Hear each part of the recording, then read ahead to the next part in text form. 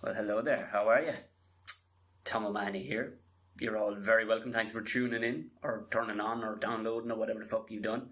You're all very welcome to episode 27 of Buckshot for Wednesday the 27th of the 9th, 2017. Jesus, there's a turn. The evenings are drawn in, lads. The evenings are drawn in. We had fucking torrential rain, blistering sunshine, and utter confusion of foreigners when they just come off the plane here in Ireland. Yeah. Our weather is just trying to freak people out. Holy Jesus Christ. How are you all? Very well. Thank you very much for tuning in to Buckshot. If this is your first time listening, go ahead, download it, subscribe, whatever platform you're using. Of course, we're on iTunes, SoundCloud, Stitcher, all the usual suspects. But I mean, if you're listening to this, you've already fucking found it. So hit subscribe. If you need to hit me up anywhere, it's very easy to find me. Tom O'Mahony, without the E, so it's not O'Mahony. But you can find me at Snapchat. I'm on the chatty snaps these days. And I'm kind of getting a bit, I still don't think I'm doing it right. But people are actually seeing what I'm doing. And they're actually reacting to what I'm doing. They're saying, I see what you're doing, Tom, so I must be doing something. So on the chatty snaps, it's Tom Bear O'Mahony. Instagram, I really need to link all, to tie these all together and put the fucking same name on all of them. But of course, done with like a year or two in between because I'm such an old fucker. Instagram is Tom O'Mahony Comic. Facebook page is Tom O'Mahony Comedian. And of course, if you want to hit me up here on the old Gmail, if you have any questions, shit you want to say, shit you need to set me right on more often than not, or if you have any interesting fucking points on what we've said in any of the podcasts, shoot me an email at buckshotpodcast@gmail.com. So that's it. That's, as they call it, the housekeeping out of the way. I didn't feel I swept any houses or did any housekeeping there. So how was the last week for you? Was it good? Was it alright? Things okay? You didn't get too much shit off the boss? You didn't get too locked over the weekend, did you? Fuck it. Fuck it, says you. I did, Tom. I drank the whole fucking paycheck. I'm skint. I'm on the rollies. I'm making sandwiches now on Monday. Fucking hate that. I had a birthday the other day. Old fucking Tommy Oldhead. I had a birthday the other day. On Thursday. It was nice. It was nice. Simplistic enough. I mean, when you hit 36, although I got told by today's guest that he was very surprised. He thought I wasn't even 30. But Jesus, is that fair play to me. Good breeding, good genes, you see. I think he caught me on a good light too, in fairness. Plus I was probably standing beside a pretty unhealthy looking person at the time where he was telling it to me. We were on Wicklow Street and there was a few people begging for money and they didn't look at Mae West. So I was probably in hindsight, that's what you should do. Just stand beside people who are in a terrible state of affairs when you want to have photographs or compliments given to you by people. They go, geez, yeah, because it's like a soundboard for ugliness is standing beside. Jesus, I'm being fucking mean. I'm going off the fucking tracks here already. Yeah, happy birthday to me. I've never been one for celebrating birthdays and shit. Not that I don't think they're cool. I just kind of prefer to celebrate other people's stuff. But I do enjoy when I get stuff. Like, got a nice jacket. Thankfully got a laptop. I'll explain to you in a minute. I'm on a different laptop. I'm down at the parents here because just came down to see how the old turkeys were doing. They're making massive gains. If you check the old Snapchat today, I chatted to them a small bit. They're fucking coming on in leaps and bounds. Fair play to them. They must be benching fucking massive weights at the minute. These fuckers are pumping up huge. Well, we came down, thankfully, because over the weekend, my laptop just shit the bed. That was it. Shit the bed. So it was looking like it was going to cost the price of a new one to fix this fucking one, so I just went and got it. It's only 2 years old. Shit the bed. But then, that's not a surprise with me, because I break fucking iron. I don't know what's wrong with me. I'm like some sort of fucking special person. Like, where everything needs rubber corners, fuck the fuck is wrong with me? Just break everything. It's not like I'm using it heavy or anything like that. I'm not a particularly good typist or anything, but I don't know, I'm just poking my fucking fingers through the thing or something. There's something wrong with me. Anyway, I broke that fucking one. So, it's on the way. Should be here Friday. So, I'll be using this one at the parents' place today. So, we're down here. Actually, yeah, I'm recording this Tuesday night because tomorrow morning, busy all day tomorrow. I'll give you a rundown of how the week was. I chatted to you last Wednesday. That was great. Thursday. Down for the Cork Comedy Festival. Oh Jesus, it was fucking mighty. I never played that room before. I don't think I've ever played that room before. It's upstairs in the Roundy, which is a running comedy club every week anyway, called the Coco Club. Twice a week they run it up there. And thankfully it was sold out. brilliant jammers to us. Great crack seeing comedians I'd never seen before. Andrew Ryan popped in and did a bit, and Stephen, totally two unrelated people. One is Stephen Ryan is from Newport and Limerick / County Tipperary, and Andrew Ryan lives in the UK. He's a very successful comedian in the UK, but he popped over to do 5 minutes. But I was headlining or whatever, and it was fucking powerful crack. Cork is coming on, and Leaps is coming back. The boom is coming back. Cork has a few quid, you can see it. There's a bit more of a glint in people's eyes. It's not like the last 3 or 4 years where fucking heads were down. You wouldn't see fucking anybody hardly coming out to the comedy clubs, especially on a Thursday night. But no, lo and behold, fucking packed out. Now, people had come from strange places and stuff to the show, which was great to see. I don't know, is it my new chatty snaps or something is working, but the guys are great anyway. They're very good at social media. I'm shite at social media, so I'm getting better because I realise the day of the poster is gone. Nobody's paying attention to the fuck, which I found out to my detriment. It's all about fucking social media following. Could you believe that? People are taking it. See, the problem is I don't think I took it seriously. Certainly not as fucking seriously as other people take it. And it's a piece of piss. You just kind of just act the maggot on your phone, send it away. It's gone again in 24, 48 hours or whatever it is. So even if there's shit, it's gone. So that was that. Sunday night, popped back in on the way because I was shooting back up as far as the parents' place because, oh Jesus, if I stay down in Cork, it's a fucking deadly place for pints. It's deadly. And I'd stuff on Friday back up in Tipperary. I'd stuff on. I couldn't be acting the bollocks. So tipped on out of there, went over to Brian in the City Limits Comedy Club. They had a night as well before, so I didn't really catch any of the festival. I mean, I caught my bit of the festival, but shot away out of it. I would have liked to stay down if my show had been on maybe a Saturday night, but then it kind of didn't fucking work either like that way. But caught him there, said hello to Brian. Club was fucking looking lovely, but of course popped into the Fishwife. If you haven't been to the Fishwife, they've opened a second one, I see, on Grand Parade in Cork. I don't know, I dare you. If you email me, tweet me, snap me, find me a fucking better chipper than the Fishwife. I don't give a shit, just on the chips. We'll base it on the chips, whatever else about anything else, base it on the chips. Holy Jesus, they're fucking outrageous. They're after opening, they're originally a small little place on McCurtain Street where, oh, it's glorious. When they opened, I remember bringing a friend of mine, Jim Elliott, down. We were gigging in City Limits one night and we got down a little early. I said, Jim, you hungry? He said, I am hungry, Tom. Jim's from Washington. He says, I said, we'll get a fish supper. We'll get some bit of hake. We'll get some, and there isn't really sitting in space. But what they do is they ask you if you want to sit down. I'm like, I'd heard of this. I didn't know what was going on. Jim was like, where the fuck's he going to put us? He goes, if you'd like to pop across the road there to the Cork Arms, and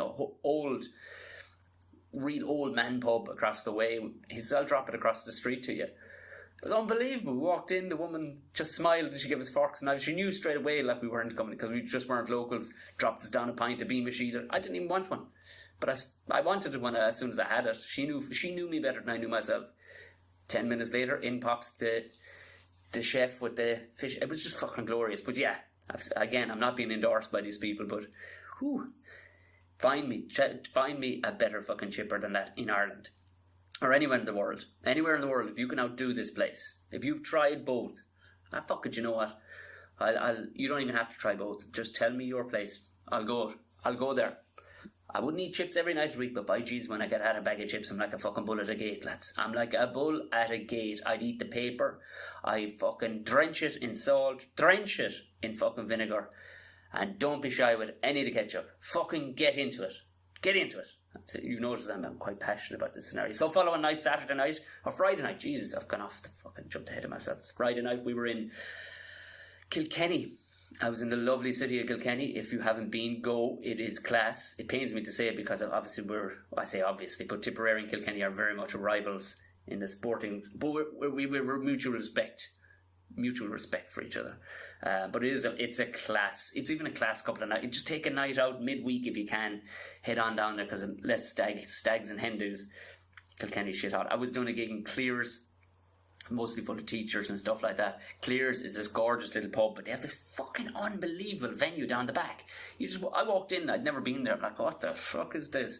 I didn't know if there was going to be like a stage in the middle of the bar or something, but it wasn't. It was this gorgeous little theatre that they built out of a stone. They just continued the building, stripped back the stone, and put like a fucking cool tin roof, but like proper lighting, proper sound, proper stage. It was just fucking glorious little place. And of course, the audience that walked in there, I mean, I know I say this a lot about audience stuff like, but fuck me, they were on point. They were so on point. It was just glorious.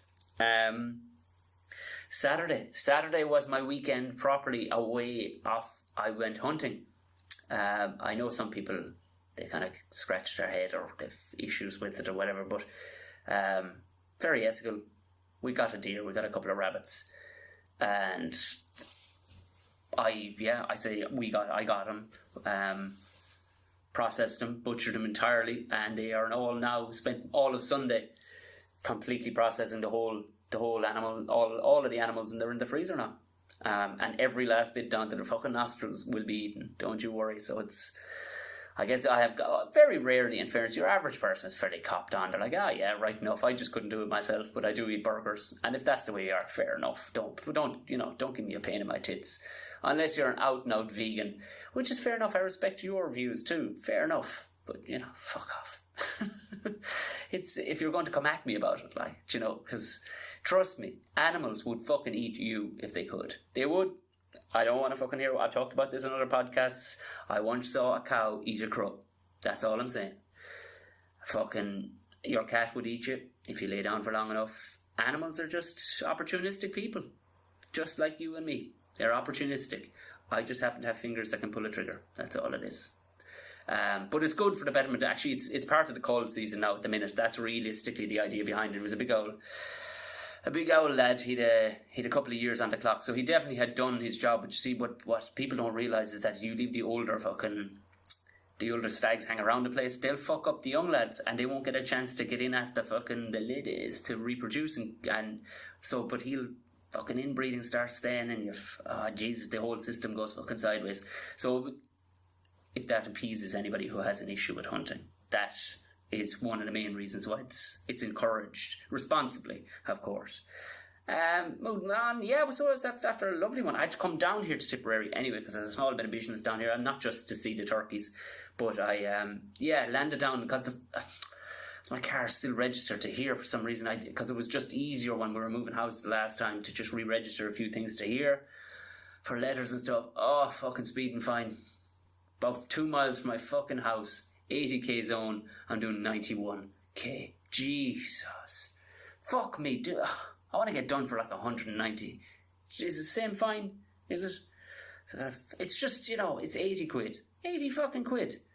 Do you know what I mean? It's just no matter what money it is, it's like a pain in the stones. Nobody wants to get it. But you know what? Even if I got caught by a cop, you go, all right, that's a man. You know what I mean? Fair enough. That's a man or a lady doing their job for the betterment. But you see, they're trying to do away with the cops because apparently the cops, and this is coming from a cop, they're not tight enough. They let people off. Like, they'd let you off at 91. They let you off maybe 100 or even 98. They let you off in an 80 zone. They're like, I want.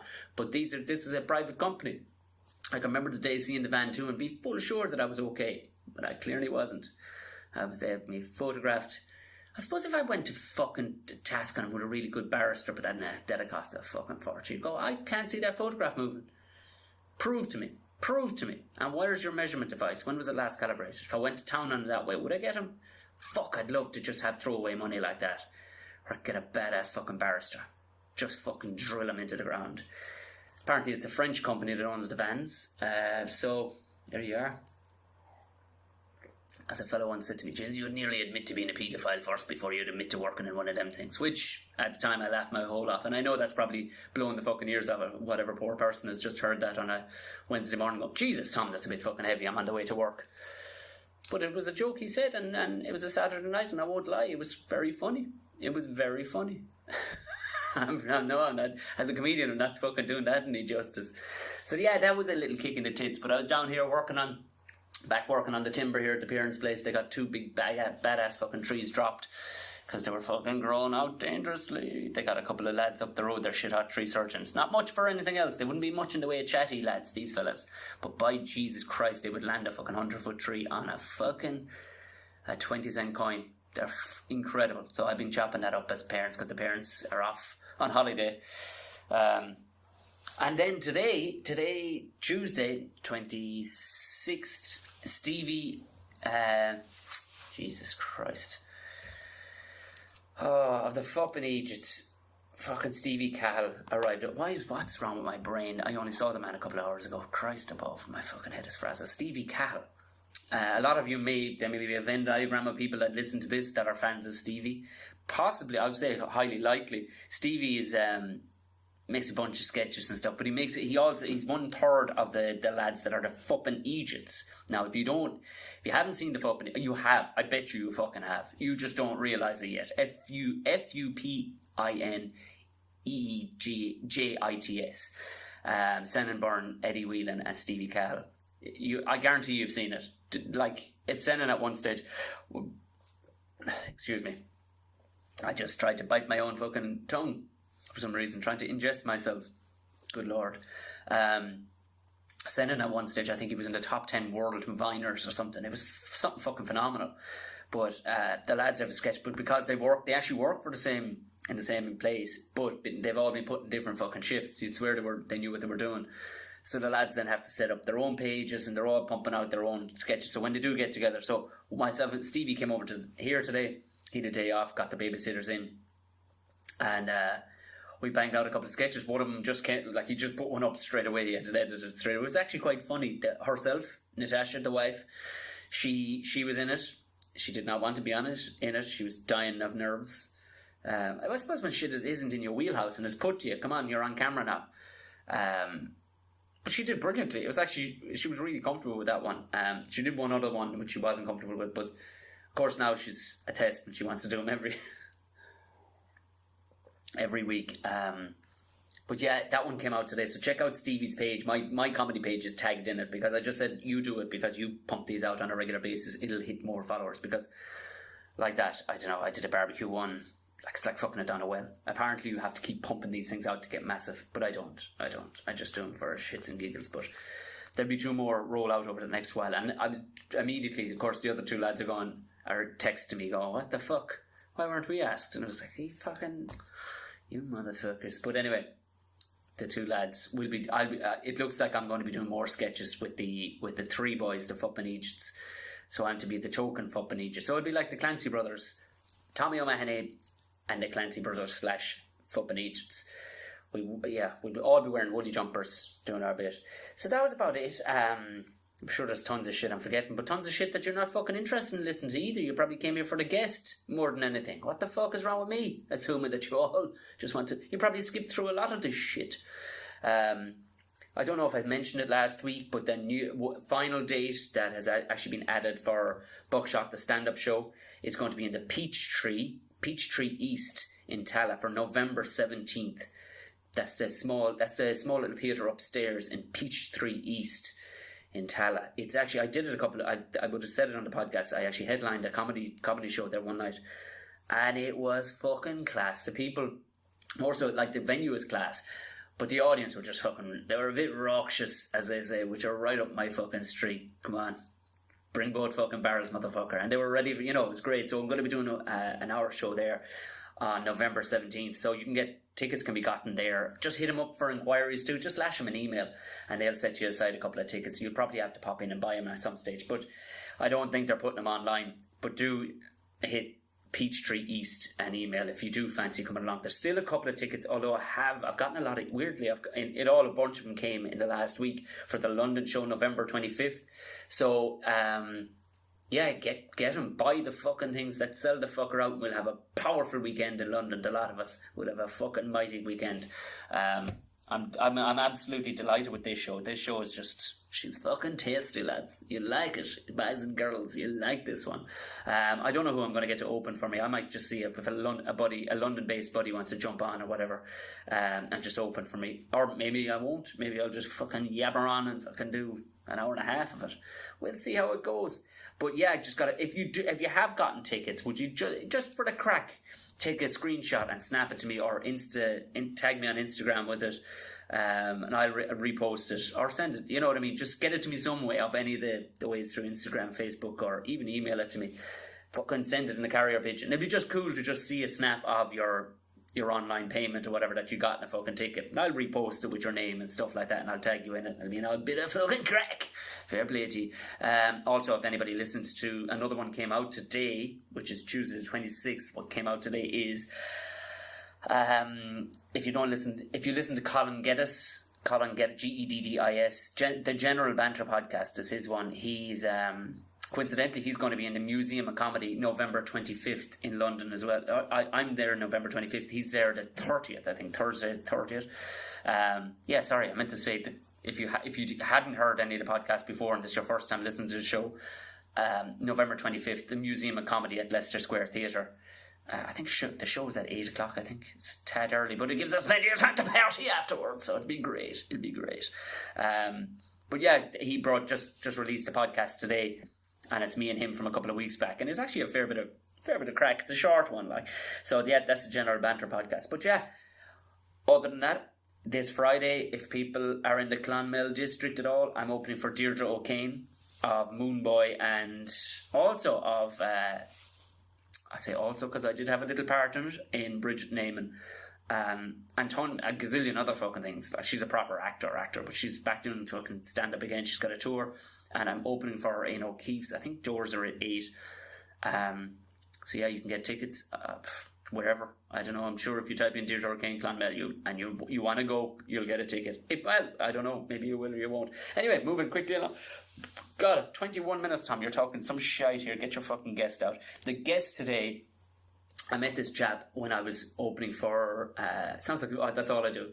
I open for people. Here you go, madam. Let me just get the jar there for you. I met this chap at the Tom Green in Galway. He came over, and I kind of recognised him, and he kind of recognised me, but he was surprised that I was a stand-up and stuff like that, and we had a good old chin wag. And I just threw it to him that night. I was like, hey, gee, you want to come? Turns out he would work for 2FM. And I went, fuck, that's how I know you. Because I'm shit with faces, names, everything. I wouldn't barely fucking recognise myself. And jigging, and he was off on holidays, and I was out of the country, and we finally got it on, and we got it on. Fucking hell, Tom. And myself and himself, we met up in the basement of the International Comedy Club, which was a perfect location. I don't know why I hadn't been using it before. It's fucking perfect, silent.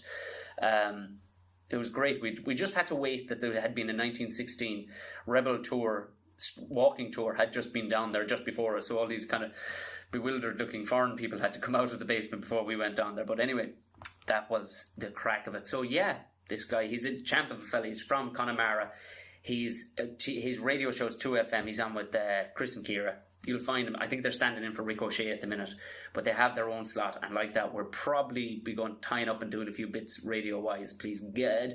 And definitely, I think there'll be more podcasts coming from this, because he's one of the fucking genuinely one of the soundest blokes that you'll ever meet, kind of that you don't fully know. You know, that kind of way. We just fucking powerful crack. So please give it up and enjoy Mr. Chris Greene.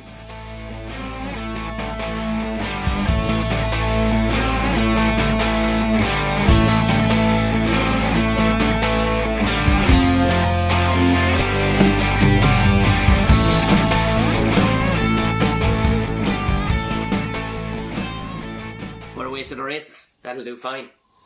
I loved it. We actually both put our head down there because the silence bit there was like, was just a minute silence. I was expecting, in mass when it goes silent and then that bell rings for a second.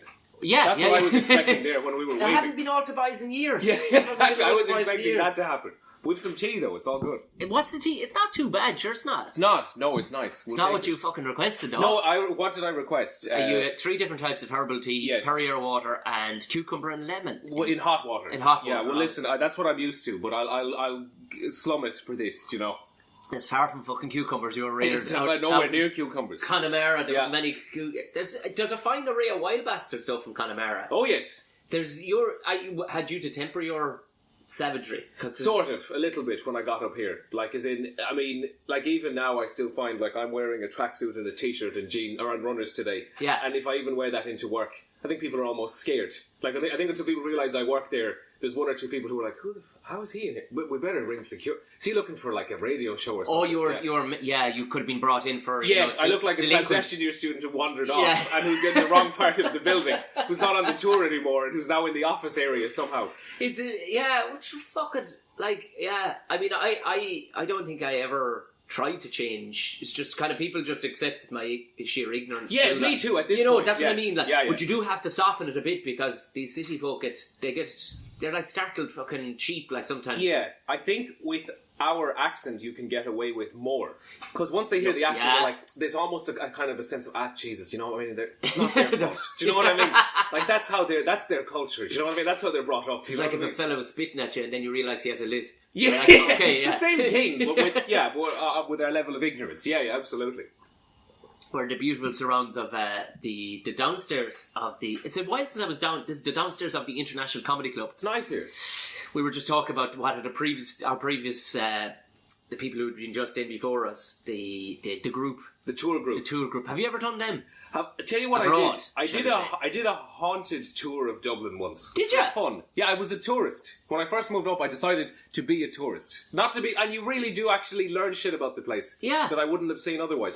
We went to, like, the crypt in, where is it, Christchurch or something, and a guy comes in dressed as a ghost and all this, and it's fun for what it is, and you learn a few landmarks, and... Fuck it. Be a tourist in your own city is a great expression. Be a tourist. I went to the jail, alright, but... Kilmainham jail. Wonderful. Jail. Yeah, really good experience. Yeah. That was great, because there was a lot of English people on the tour with us, and to see the awkwardness right towards the end... Oh!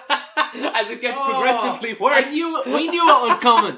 It was more for us to watch them than anything else. And then the Brits executed a 17-year-old in public, and then you can see them all kind of tightening up a little bit and go, oh, then they get to the wheelchair bit. The bit where they lifted him out of his wheelchair to shoot him. Yeah. And you're like, now, look what she did. I hope you're happy. I was wearing that guilt like a jacket. I walked out with her 10 foot taller. Do you know what it makes me realise, though, as well, and what really frustrated me while we were going around the tour? Yeah. They were like, they tried an uprising in 1690, but half of them were drunk and the other half told their wives, so they all found out. They tried again in 17, and you just realise it's this progressive kind of, everyone was just fucking around for 400 years. And when they really got it together, they were great.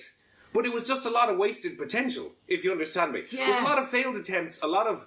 If we had just not gone drinking the night before, if we had just not told all our wives and friends in the pub we were planning an uprising against... It's kind of like a band, isn't it? Sort of. Like, they got it together. Like, Axel would be the Michael Collins of the scenario. They got their shit together. Eventually, and I'm not disparaging our brothers that literally fought for you and I's right to do this right now. Of course, yes. However, it is frustrating sometimes when you see, I guess, maybe some of the carelessness that led to... The only thing is, Chris, it's easy for us to point a finger, but how good of a fucking uprising will we pull off? You and I are in a pub on a Monday morning. Yeah. So, I mean, what are you and I doing with our lives? Yeah, I agree with you. Yeah. We would have been the guys telling our girlfriends that we're... We're going... Jerry over there, he's definitely going to do an uprising. Are you going to do it, Jerry? Look at the boots on him. Look at the boots on him. He's so ready. Where did he get that knife? Ready. He's definitely planning an uprising. Yeah. Listen up, Jerry. Well, you and I get progressively drunker at the bar. Have you been here before to the International? Many times. It's an institution from a comedy sense, many times. I have seen... I've been here loads of times. Upstairs is honestly a treat to come to. It's an absolute treat to come to. It's class, isn't it? And I'm not just saying that because I do love stand-up. It's how I met you, just watching stand-up. And I just came up to you after. By the way, this man did a great job. I want to say it now because you won't say it. This man did a great job supporting Tom Green when he was over, I have to say. He did. Oh, yes, yeah. Just wanted to, because I want to be your man here because no one else will praise you. No, they will not. No. So you did a fantastic job. That's the most un-Irish thing ever, to what you just did. Confidence and actually praising someone. What? Yeah, no, I know. Yeah. I can't tell you the actual... I've now got heartburn because something inside you're anxious. me... Yeah. Something inside me now has gone... That's not right. Say something bad about yourself. Yeah. Christ, Chris, can you just kick me under the table? Yeah. Sorry. I will in a second. But no, man, and that's how I met yourself, and that's how we're doing this. Because I remember I came up to you afterwards, and you had absolutely killed. It was a good night. Yeah. You I'll be honest with you. You probably, in a way, now listen, look at me trying to use comedy terms, but you probably had a fairly cold room to start with. Oh, it's freezing. No one knew who you were. No, and they didn't come to see me. They came to see Tom Green. Your man from MTV who does the bum song. That's who they came to see. That can be a rough fucking gig. Of course it is, when they haven't come to see you. You're the dickhead who's like wasting their time before the make. You killed it. You went down a storm. And I remember everyone going, geez, your man at the start was good. Do you know what I mean? So... Well, that's great. Absolutely, it was. Now, granted, I had a very poor turnout for my own show a couple of weeks later, but that's all right. I think though I got put on the same night as Gavin James was filling 3,500 people with fucking music in their ears. So yeah, it was the same night. So fucking fantastic. But no, we had actually a small crowd, but it was actually fucking powerful crowd. Yeah, no, but it is. You were great, and that's why I was saying I've been here. I love going to stand up. I'd never perform it, but I love. Would you not? Because you are from a comedic. You definitely are funny. Like. But people say, and I'm not saying this now to blow. God, you're going to get very uncomfortable. I have more praise for you.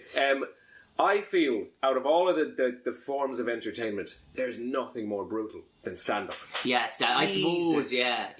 Man, it is an art form by itself. And as you said, sometimes I say funny things, whatever. Sure, absolutely. It's very different standing on a stage on your own and being properly funny. Like, it's a different kettle of fish, very, absolutely. Oh, there's himself. There he is. He's off to college now. Yeah, absolutely. Yeah. But I did actually write some material on the way over. Did you? Yeah, just observational stuff that I I want wanted to hear this. This is fantastic. To run by you. Hold on. I saved it in my phone as a note. Look at it's a brainstorming session. The age we live. Oh yeah, I don't know how to write anymore. Oh yeah, I'm probably close to illiterate. Like I haven't had to write. It's unbelievable. Yeah, or spell in a long time. Your time. hand starts freezing up. Yeah, and I'm like, how do you spell receive? I'm like, the phone usually spells it for me. Jeez, is there an E or right. not? I went to write vicious this morning. I wrote biscuits by something. Yeah, exactly. Biscuits, it'll do. Yeah. It found it for me. I've got some material. Yeah. I noticed the tourists were walking slowly. So I could be like, hey, why are they walking slowly? I need to go places.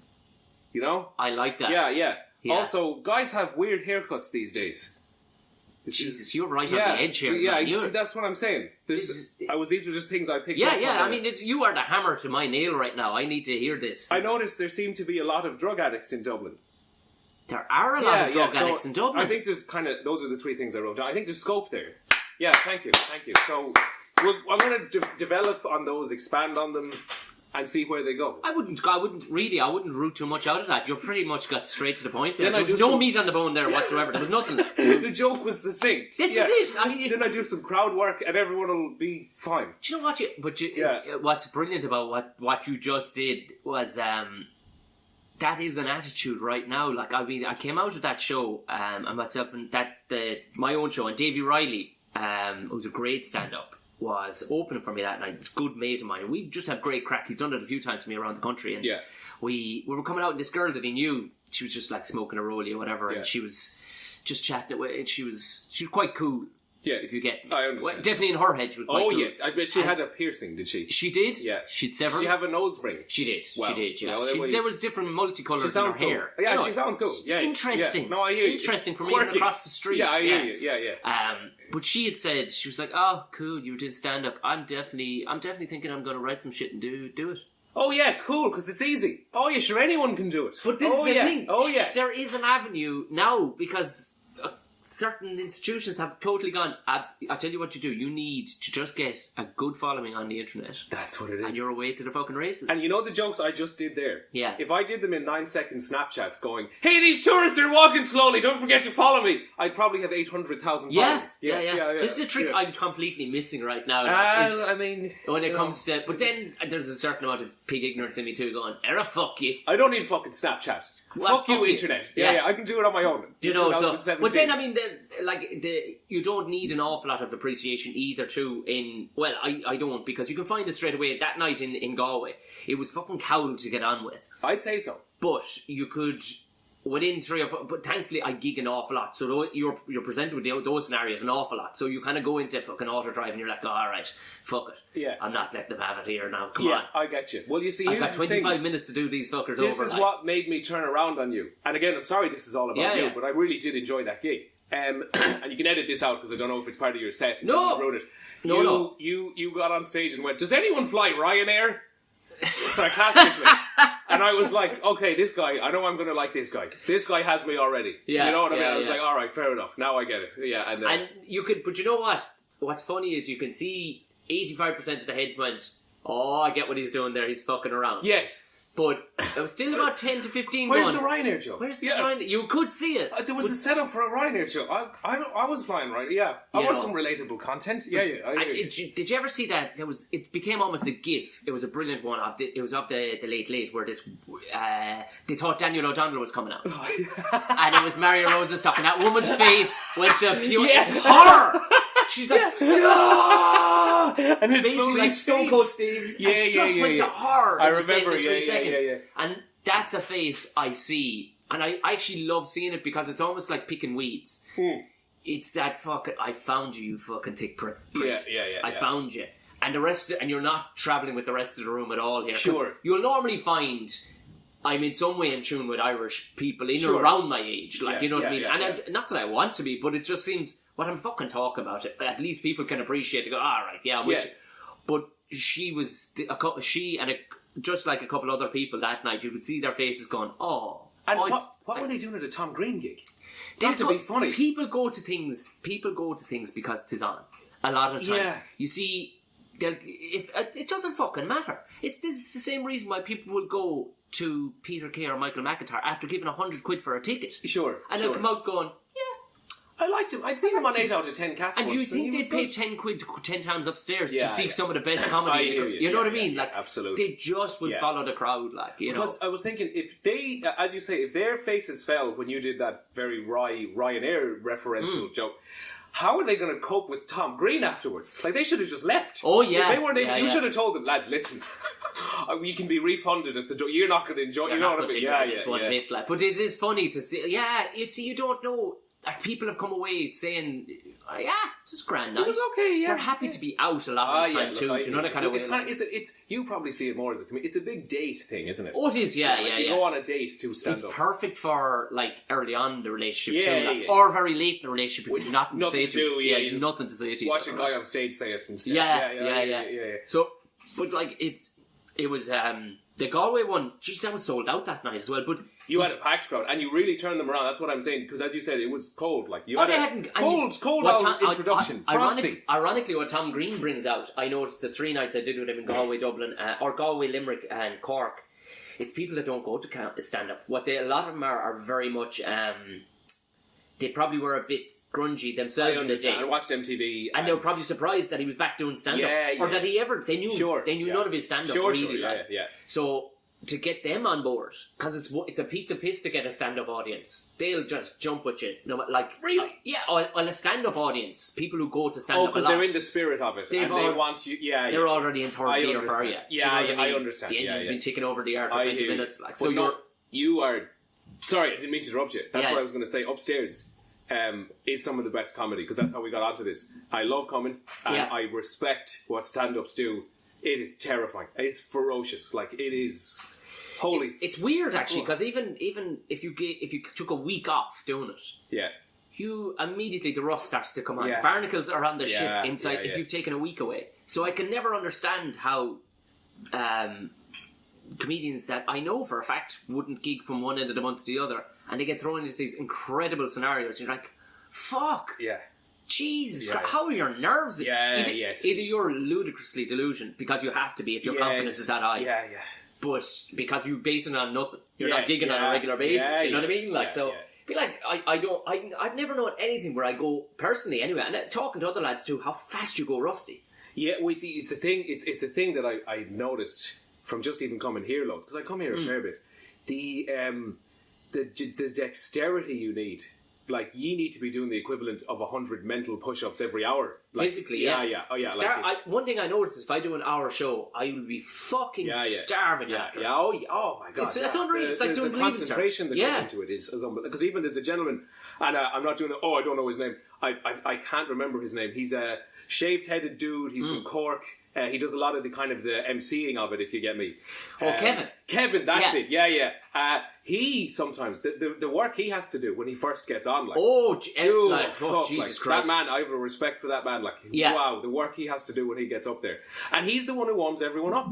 But Kevin has a great attitude when it comes to MCing. He doesn't go on and do material. He just fucks around. He fucks around, which is what an MC is supposed to do. Absolutely. Yeah, and I don't mean fuck around in a negative way. It looks like fucking around. No, it's not fucking around. Dude, when you do stand-up well, it looks effortless. Yeah, but when you see people bomb, and I'm not mentioning any names, and I'm not being cruel, but wow, when you see bad stand-up, you see... It's rough. It is desperate to watch, and I don't mean desperate in that I'm annoyed. I just honestly feel pity for them because. But Irish people are kind of good in that sense. Like they're not really the. How are Irish crowds? I'm sure you're gigging around the world. Yeah. How are Irish crowds are okay? Are they? They're actually great. Yeah. Because especially if you bring almost a level of self-awareness. Yeah, and self-awareness, but I don't do the self-deprecating. No, you don't have to do that. But they do appreciate. Almost kind of a level of aggression too, like what the fuck? Yes, you know what I mean. Of course, yeah. You have to. Do you know? So they do, and that'll startle some audience. That'll startle a London audience now. Who do you find is a difficult audience? There are certain parts of Ireland that are quite conservative. Right, conservative. Yeah, and I'm not going to name counties. No, don't. I think we know a few that we might be talking about. I guarantee I'll surprise you with one of them. Okay, fair enough. But then, it's hard to gauge because I was in Antwerp. Right. Antwerp was a rough fucking one. Because there was a full house, but they were all Antwerpians. Yeah. Right? Which are very straight people. I was going to say. Very straight. They're also in their second language. I presume you were doing it in English. Language, that didn't count for anything because I've gigged in Barcelona and in Germany and stuff like that, and it's their second language, but they're embarrassingly good at English. Yeah, they embarrassingly good at English. You know what I mean? They're right up there with their English is as good as our drinking. You know what I mean? Exactly. But Antwerp, they were. But then the lad who was to go on and open for me, all he was to do was, it was a weird setup to the night. There was myself and a Canadian comedian brought in from the UK called John Hastings, and he was to do 45, I was to do 45. So on this night, we'd flipped, and I was doing the first 45. Okay. And they had a chap who was to do warm-up. Yeah. He was to do 5 to 7 minutes of warm-up because he gigs there a lot, right, in this venue. He went on. Quite literally, he was Russian descent, and he was good crack backstage. And I thought, here we go, this could be a bit of banter. He knows the room. Sure. 43 seconds. I looked at the watch. You did. That'll tell you how hard he drilled himself into the ground. Oh my god! In 43 seconds, I went. Please welcome to the stage, Tom O'Malley. Oh whoa! Oh yeah. God! Yeah, and I 43 seconds. Now the only thing that I was kind of happy with was, I 45 minutes with these fuckers. It's probably going to take me a good 15 to get them up out of the fucking bog here now. This is going to take rooting like. Can I ask, 45 minutes would be a long time, wouldn't it, for a set? It depends. That's not as long as it gets, pretty much. Like an hour, would be typically. But then you get an hour. An hour, yeah. But I'm comfortable now at an hour. But you get people who are asked to do an hour show 2 years into their career. Yeah. And they don't. How long do you need to do that?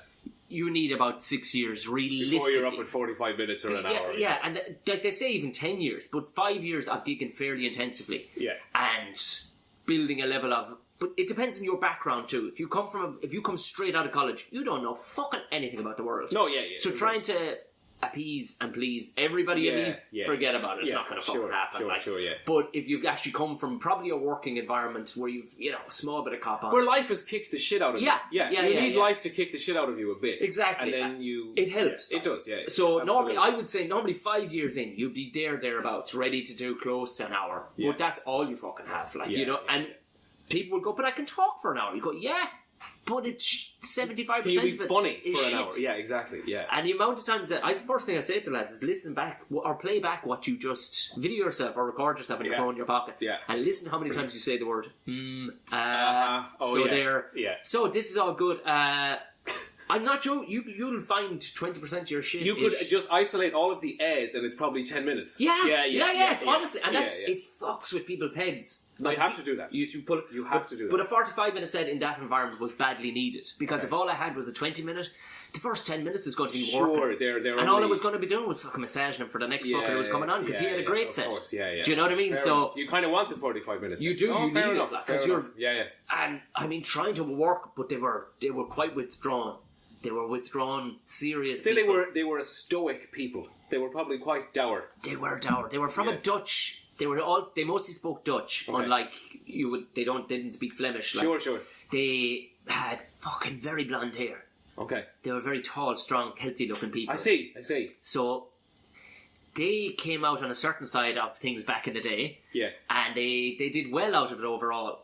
I see what you're saying. I mean? The coin landed on the right side. But there wasn't a lot of joke telling between 1940 odd and 2016. I'd say it was pretty. I'd say it's been there's been probably kind of a tension hanging in the air for the last few years. And it was weird to be completely immersed in that. Yeah. It was like, fuck, right, you've no. Right, you've no You haven't laughed in 20 years. No, you've no cracking ears at all. Yeah.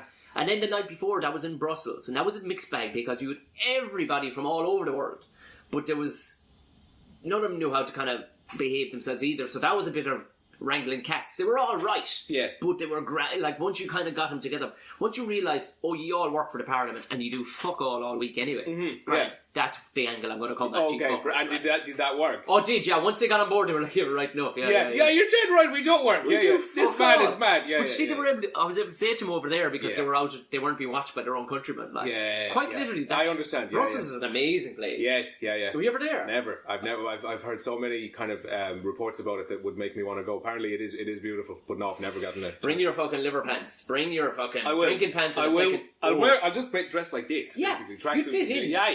Anything kind of goes in a city like that because nobody gives. There's I don't know. Is there any real law enforcement over there? Like the amount of people that were sitting into their cars drunk after the gig. Wow. And this was a city centre bar. Yeah. There was plenty of public transport. Sure. Yeah. But lads were sitting in after a feed of beer, like, and you're going, fuck, okay. Yeah. But they don't seem to pull on it at all, Tom. So I've noticed that in continental Europe, it doesn't seem to be as big of an emphasis. Like I've noticed, remember it like 10 years ago, maybe it was 10, 15 years ago, Ireland really went on a campaign to stigmatise drink driving. Yes, like horrific drink driving ads. They really made it a socially unacceptable thing. It's really not in the rest of Europe. It's not, but see, I think they can kind of control themselves, though. They don't drink as badly as you see. This is why we can't have nice things, as they say. No, like, this is our fault. Yeah. This is our. Yeah, that's the. Yeah, I agree with you. Yeah. But even like, I mean, I see a new bit about this where I talk about basically why we can't be left to our own devices. Like Europe is, we need Europe. Like, because we need it. Like it's the same way, like just that fucking mad bastard of a brother who was, he was good crack. Oh yeah. But he's never going to college and he's never finishing out in his we need apprenticeship. We need a person getting us out of bed in the morning and we do. Otherwise Jesus. Like I think I was only talking about it the other night. It's like we're allowed. We've had the metric system for years, but yet we're still drinking pints. Yeah. Do you know what I mean? No, I'd like 563 millilitres of Guinness, please. But you see, in Germany and places, they drink in litres because they can control themselves. Imagine if we were left with litres. Do you think it would emphasise more to us how much we were drinking? Well, there's no way, if we found out that there was an option to have a 563 or 1,000... we're not going to be outdone and I'll have a 560. Would you give me the 1,000 milliliter? Give me the 1,000 milliliter immediately, you fucker. I'm not a fanny. I'm not some type of Nancy boy. Yeah, I'm going to drink the biggest one I can find. Yeah, I hear you. Do you know, we just can't control ourselves. Yeah, I hear you. And you see, that's the thing I noticed about even Brussels that night. They had fucking, like one fella, like the beer was for free for the comedians or whatever, but they were, which is a deadly dangerous thing again. Do you drink when you go on stage? No. I would definitely drink afterwards if I had no place to drive. No, I don't. Would you drink even a drop? Or I swear to God, and I'm not that good of a drinker anymore because I don't drink regular enough. But so I do know, and it's probably a psychological thing, like where I even one beer, and I fucking hate having one beer. Harry, that's ridiculous. There's nothing. A bird never flew on one wing. No, that's ridiculous. There's just so I get no pleasure from that scenario at all. All I'm getting is it's a drinkable version of a bit of side boob. Yeah, I understand. And all it does is kind of get you hot and bothered, but not any type of release, satisfaction. The first ever time I did a gig, I drank. I attempted to drink, and I actually I was so nervous I dropped the bottle on the ground. Yeah, I shook it all over the place like a fair enough. Yeah. And it kind of became apparent. And then one other time at my birthday, I think I was gigging in a club. I was gigging in loads, and I was confident and everything else. And I'd had a few drinks, and it went fine. Sure. Because in my own head, I was going, I'm just rocking this. Yeah. But looking back now, they were going grand. But my sister actually said after she came to it, she goes, "You're not to drink." Really? Yeah, Okay. she goes, that was way below par. If you're going to do this shit right, what are you doing? And you're going to think it's funnier when you're drunk than it is. And yeah. But absolutely. people pick up on your whether they know you're drunk or not. They pick up on your sloppiness, and what that translates to them is, oh, he's not as good as I thought he was. Yeah, they mightn't go, he's definitely had a drink, but they'll definitely go, oh, the experience is different for them. So it's not as sharp as it was. You know what I mean? I understand. Yeah. So when did you move to 2FM? Because was it iRadio you were with before? Yeah, it was iRadio, which is, for anyone who might know, kind of like a regional. Big, like it's huge now because it's covered like 16 counties. You hit it everywhere you're driving. You do mostly, apart from if you draw a line from Galway to Dublin. Yeah. Everything above that is iRadio territory, if you understand me. All of those counties. Okay. I think it's 16 counties now. So, I mean, you could almost say it's kind of a half national radio station. You'd still get enough. Of course you do, because it's still kind of bleeding downwards. Yeah. I love that bleeding down. Yeah, it is, yeah. No, I'm such an anorak, but it's still kind of, it's making its way down there. I didn't hear anorak, I heard something completely different. Oh, Jesus, I'm sorry. No, no, I didn't go gross either. Hey, you know when your girlfriend's on her period? Let's deal with that. Shot the fucking radio station and it's bleeding downwards. That's true. That is what happened. But I used to work. Ciara and I had a show there for a few years. I used to actually work there while still in college. So class. Yeah, I would do college during the day, and then I had a nighttime show. Much in the way of tail. The radio. Yeah. I guess it's. I even looking at me now, you probably don't think I'm the coolest man. You should have seen what I look like. You've got great hair. You've got good hair. Yeah, I hope it stays there. It did. You just give it a flick there, and it's like, No, it's all right. And Michael Collins is behind you with an incredible quiff. Me and him are. Have you noticed? If you just get a little hatchet side parting there, like the really tight side parting. Yeah. Jeez, I could play him in a film. If he was fatter, if I was fatter, I mean, and taller. Yeah, exactly. No, fuck the tallness. No, they can put lifts on me. Matt Damon played a rugby player that was a foot taller. Yeah, exactly. So, they put some like stilt shoes on me, and I'd be fine. It'd be perfect. Should look at Tom Cruise. Yeah, this is it. It'd be grand. And did you see that somebody put an article out, and it was just so on the money, and I'm raging I didn't cop it. This is the thing now. This is one of the few things that makes me jealous when somebody has a great observation. Not so much in stand-up, because in stand-up I'll go, class, alright, fair enough, it's a stand-up doing it, but some website had a great observation that is it just me or is Tom Cruise turning into a middle-aged lesbian?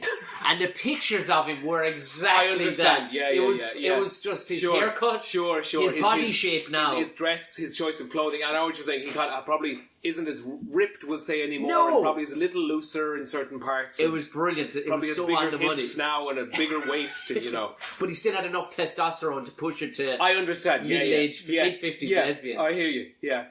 And I went off the fucking track there, but you went in... when did 2FM, was that? You're there about 3 years, are you? Nearly 4, I think. Because we're recording this and it's probably, we'll say October, if it's late September 2017. So we moved up. First show we did was in February of 2014, so it's nearly 4 years. Right. Because we had been kind of, it takes quite a while for that stuff to happen. So I think at this point, we were already talking about it, and as in having meetings and stuff, even though I hadn't actually moved there yet. Yeah. So then actually signed on with 2FM, I believe, in January of 2014. So that was a nice way to start 2014. It wasn't bad, in fairness. Yeah, it wasn't a bad way. How did that come about? Did it send you an email? Did somebody ring you? Kind of, yeah. Was there somebody lurking, like one of those sneaky headhunters? A guy had a collar, a coat with a big collar on it. He looked like the incognito crew. Yeah, exactly. He looked like when you go to when you open the incognito, and he was there smoking a cigarette, and with a kind of a gravelly voice said, "Hey," when I was leaving the. He was in black and white as he well. Was, he was. He was weirdly monochrome, and I was like, I don't have any problem with my vision, so I don't understand why he looks like this. But that kind of cloak and dagger stuff, of course, happened, and then. We started on air in February, I think late February, early March of 2014. So nearly 4 years, if you look at it. That's class. It is. It's nice. Did you shove somebody out of the way? No. Or was it a completely new? It was a new thing, and a lot of people were leaving, and a lot of people were just kind of moved, if you understand me. So no one was shoved out of the way. And to be honest with you, I was kind of happy with that. Like, I was happy that it wasn't because someone got fired or someone unceremoniously got removed or anything like that. It was a nice... In one way, though, it would be a good story to tell, wouldn't it? How, oh, man. You're out of here! What happened was they thought I was so good that they fired Joe Duffy. Yeah, I know what you mean. Nothing like that. No, not quite that dramatic yet. They seemed like a sound enough crowd, because I did a fair bit with the Breakfast Republic, and they were always sound. You know what I mean? There was...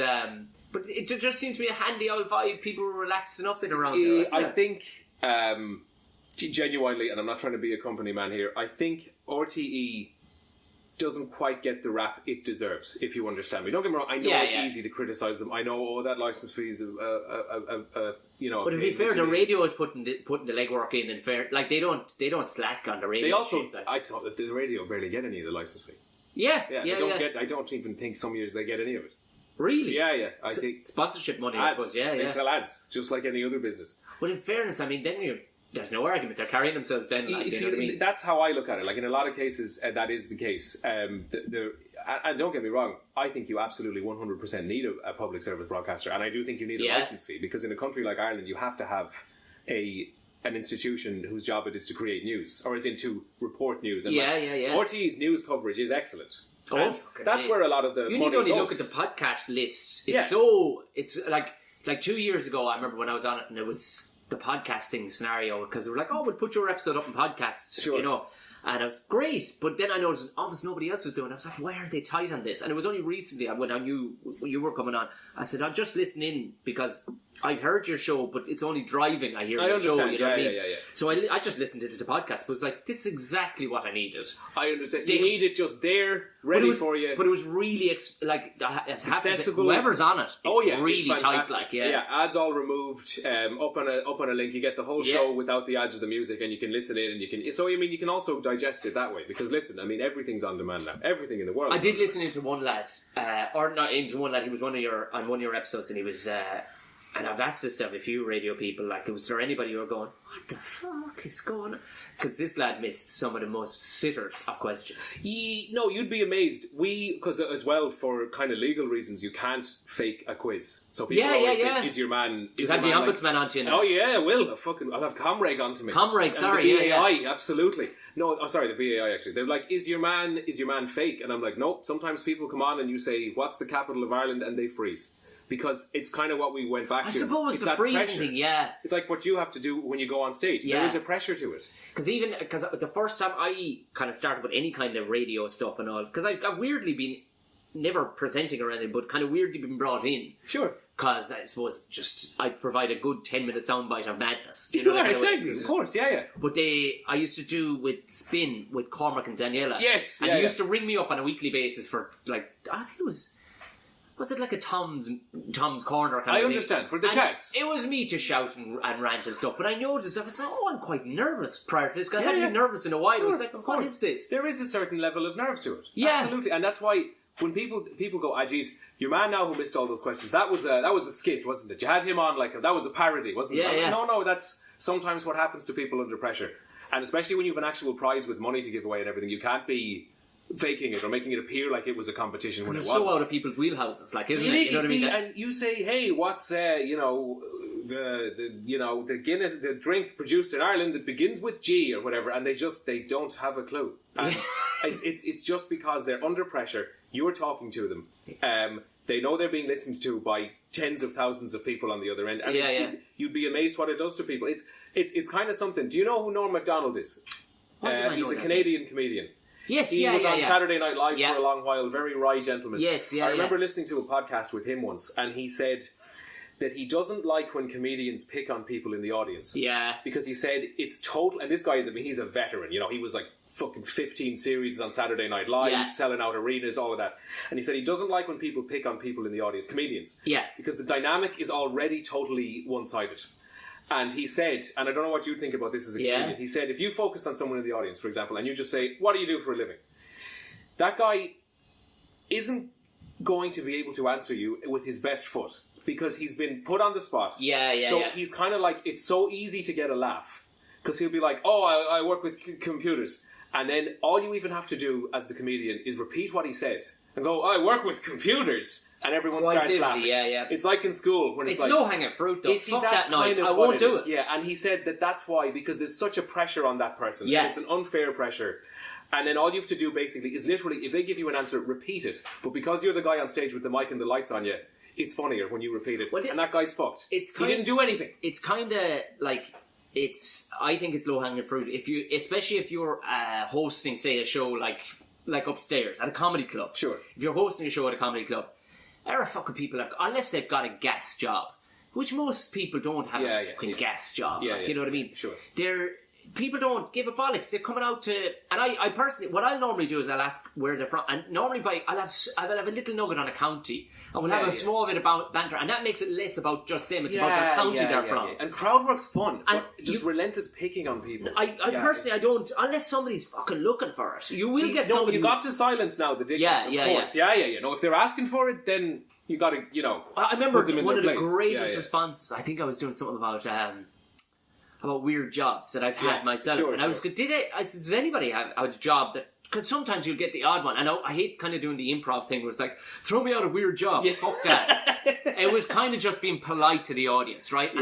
I'd thrown it out a couple of times and people had come back going, no. And I said, well, because I said, this isn't actually the weirdest thing I've ever done, from pig farming to fucking, And this one fella, he was like he'd been waiting his entire life to be asked this question, right? And his wife had been waiting also, right? And your man, I swear to God, he had a small engineering firm over in Clondalkin, and he built prosthetic limbs from monkeys for war-torn countries. Right. Yeah. Now that is... Do you have any material on that? You probably don't beforehand. I went to town on it. Yeah. I just went to town. I went, Jesus Christ. And I started asking him, and I kept on going, I'm calling bullshit. There's no way that is one of the best answers anybody could ever give. Yeah. And that was the only time I've ever gone. But there's a spirit to that. There's a good nature to it. He had a fucking pamphlet. That's what I mean. Yeah, he had a pamphlet that he passed to the front through the audience members and gave. And that was my own show. That's the other time I don't mind maybe asking people what they do, so we can kind of take the weirdness out of the room. Yeah, no, there's nothing wrong with that. And I break it down like that. The reason why I'm asking this is that you're all looking at me as Weird Uncle Tom. Yeah. Let's actually get to know each other hints better, because I'm not going after you. But this guy just put his hand in the air, there you go. And he gave me 3.5 minutes of fucking gold. The fact that he had a pamphlet, I talked through the thing and everything. I swear to God, I went out to the car park and he still didn't think I believed him 100%. And his car was parked about 2 cars up there. He was making good money. I was going to say, what kind of car was a man who makes prosthetic limbs for monkeys driving? He was driving a nice set of wheels now. It was like an S-Class, right? But he actually had, he basically had I don't know what you'd call it, like an image board. That when he goes to companies or countries, sure. So he's in places like fucking Guyana. He's in places where shit has blown up. A few monkeys. Yeah.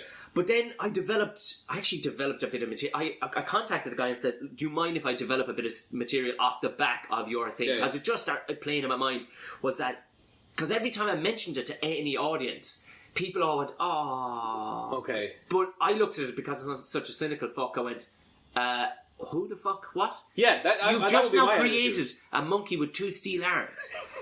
Monkeys already hate humans because they've just blown their arms off with a fucking man-made landmine. Now you're giving him bionic powers. And now he's turned into Jax from Street Fighter or whatever Jax was in. And now he's going to rip your fucking face off the next time he sees a monkey. Too much power. Because I had this whole bit how animals aren't to be trusted because they're assholes as much as anybody else is an asshole. They'd kill you if they got the chance. They would. Yeah. I mean, I saw like one of the grimmest things I ever saw, but one of the most greatest things in the same moment was watching a kangaroo masturbate furiously in front of a bunch of children down a Florida wildlife park. Right. One of the most beautiful... To see this with a hangover was one of the most beautiful things. Parents were covering the kids' faces. They were scattering. And this is what's even more fucked up is he waited till he cleared the whole place and he stopped wanking. He wasn't wanking for the sake of actually pleasuring himself. He went over there to... It was a territorial thing. To just... freak out a bunch of people, and he stopped with a raging kangaroo horn and walked away from. He hopped away from the scenario. He was like Andy Kaufman, like that was his bit. Yeah, he was like, I've done the bit now. That's the bit. That was the snot hanging from his nose bit. That was it. Yeah, exactly. So that was, but that's the whole idea of I wouldn't go after audience. Not that I'm on a higher fucking level or whatever, but I feel like more to give than no, and that's what it was the answer to your question in the sense that. People don't believe sometimes this silly shit that people say when they're on the radio show. But I was using the analogy of when you're doing crowd work. Sometimes when people are under pressure and there's a room or there's a radio audience, they just unfortunately say stupid shit, like, and it's really not planned or anything, but they're under pressure, and it creates a pressure and a tension in them that makes them say idiotic stuff. And there must have been a few times, like, I mean, because you've been doing, how long have you been on radio? A fair bit, obviously. Yeah, I started when I was 19. I was on a radio when I was 19. Were you? That's why I was still in college, and also... class. Yeah. I did college radio, Flirt FM. Big shout out Flirt FM. I did Flirt FM. Yeah, Flirt FM in NUIG when I was 17. Was there any restrictions on Flirt FM on what? I mean, there's already a provocative name. I know, right? And they're wild enough bastards in Galway. Absolutely. Like they know how to party in Galway. Yeah. Jesus. It's like a perpetual state. If you went into the workforce, I've noticed in Galway, immediately after college, it's okay to still totally carry on like a student. Oh, completely. Yeah, till you're about 30. It's all right to... 30? Yeah. Jesus Christ, there's fellas going around their 50s still... Still having rag week every week. Still having rag week, Buckfast, fucking gold cards, like... It is. See, that's the thing about It's Galway. a dangerous place. It's so comfortable. Like, you could turn around and all of a sudden you're 45 in Galway, still wearing a raggedy woolly jumper, like... Yeah, that is the problem. Like, and it's very comfortable, and you could just... And I believe me, as you say, I'm not above anyone or beneath anyone, but there is a certain comfort and lack of wanting to do anything when you're in Galway. Yeah. Because life is perfect. It is like, it's so relaxed. Is it kind of like the Seattle of... I think it is. Yeah. In a way, we have a lot of coffee shops now, and like coffee shops that have... There's a lot of beards as well, isn't there? In their smoking areas, if you understand me. That kind of stuff. Yeah, it's very bohemian now and rustic. There's definitely a broad look they're not being scrutinised for the amount of, because I walk those streets and I know what I can smell. Oh yeah, and there's definitely some botanics. Yes, some hydroponics. It's like a Red Hot Chili Peppers concert on the street, isn't it? Yeah. I love you went pure Galway there too. Yeah. On the street, you turned into Penny Pipeman there for a second. I did. So yeah, Galway's beautiful, but I can see why you would do nothing. I don't like that expression, graveyard of ambition or whatever. No, I know. I can see why you do nothing. Well, the thing is, if you found a profession too that lent itself to that kind of carry on, like is there any profession that lends itself to being 50 and drinking Buckfast 3 nights a week? Jesus. Is there any real profession that gives you an edge in stand-up comedy? Yeah, sorry, that is about it. Yeah. Yeah, there's a few lads that come in here now that they'd slip right into Galway. Oh yeah, you'd see them here on a weekly basis here at the International, like where they'd slip in there nicely, like. Yeah. But as and then you left, you went straight to Irate. Was that based out at Athlone? Is it? It was in Galway originally. See, what happened was, and this I picked up Alison Spittle one time. I think she was working from when we were going to a gig. Yeah, no, I'll give you the really abridged, easy version, because it's a pretty boring Anaraki story. I want to hear it. There was 2 radio licenses. Yeah. There was one, because you have to have a license to broadcast on the radio, and every now and then the Broadcasting Authority of Ireland says, we need a new service here. So you can put in a tender, or a submission, and you can be like, I would do a great radio station because blah blah blah, and I have funding and I know about transmitted. Yeah. So there was 2 radio licenses. One was based in Galway and it was called I-102 104. Right. And one was based in Athlone and it was called I-105 107.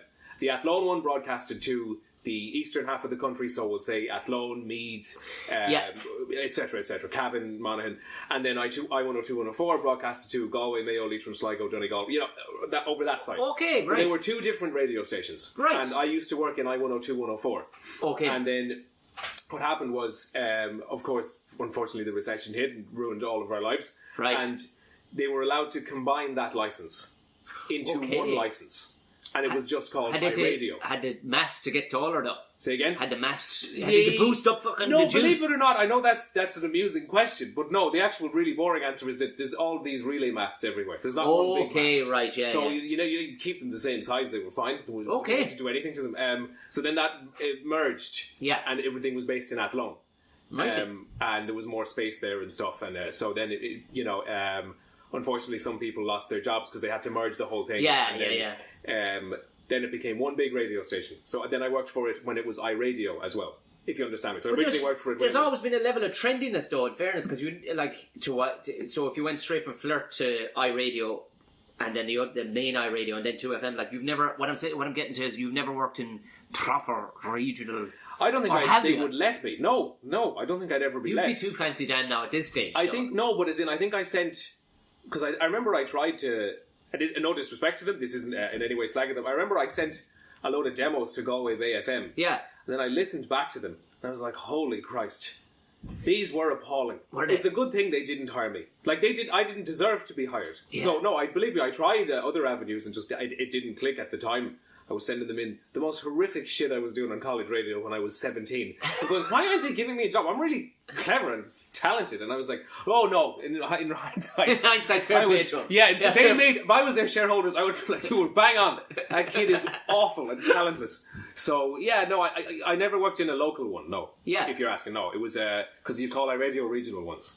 But there's some special ones around, like when you, because previous jobs driving in and out of counties, I took great pleasure in tuning into the local ones. Like, yes, yeah. There's something in every fucking radio. Like where I grew up in South would be Tipperary Midwest Radio. Yes. Oh, by Jesus. Yeah. I tell you, death notices. Mid-morning shows. Oh my God, discussing gorgeous. the minutiae of very small local council issues in incredible detail. 45 minutes on it.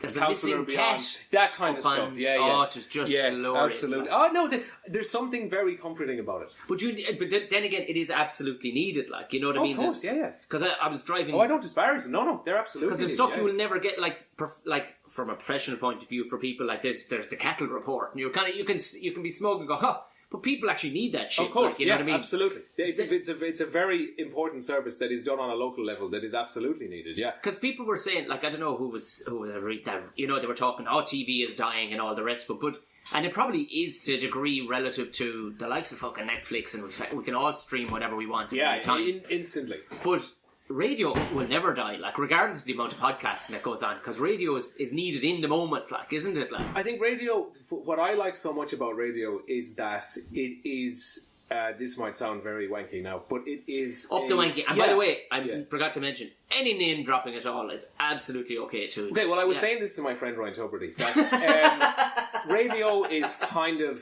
there's something...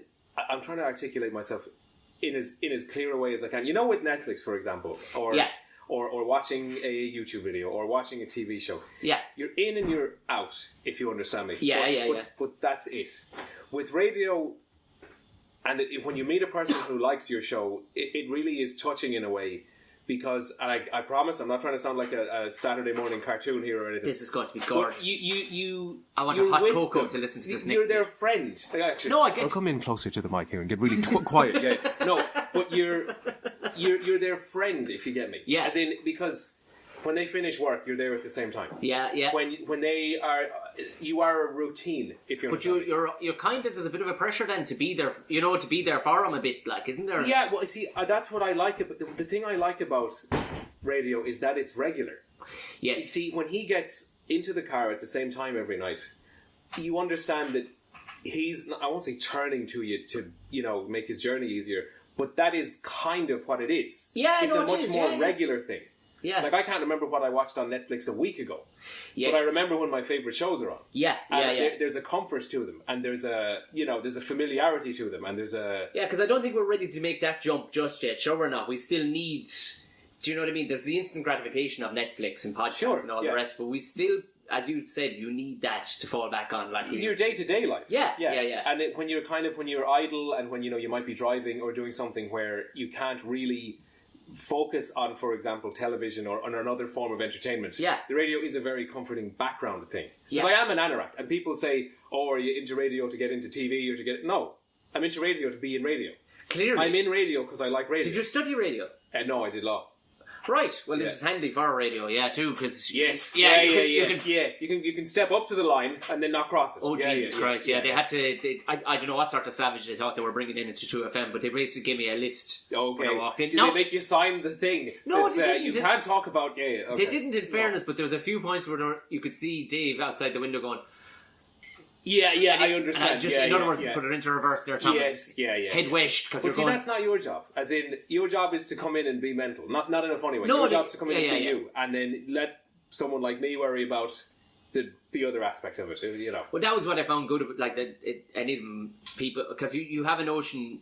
When you have an understanding of a profession, when you see it in action, like you go, right.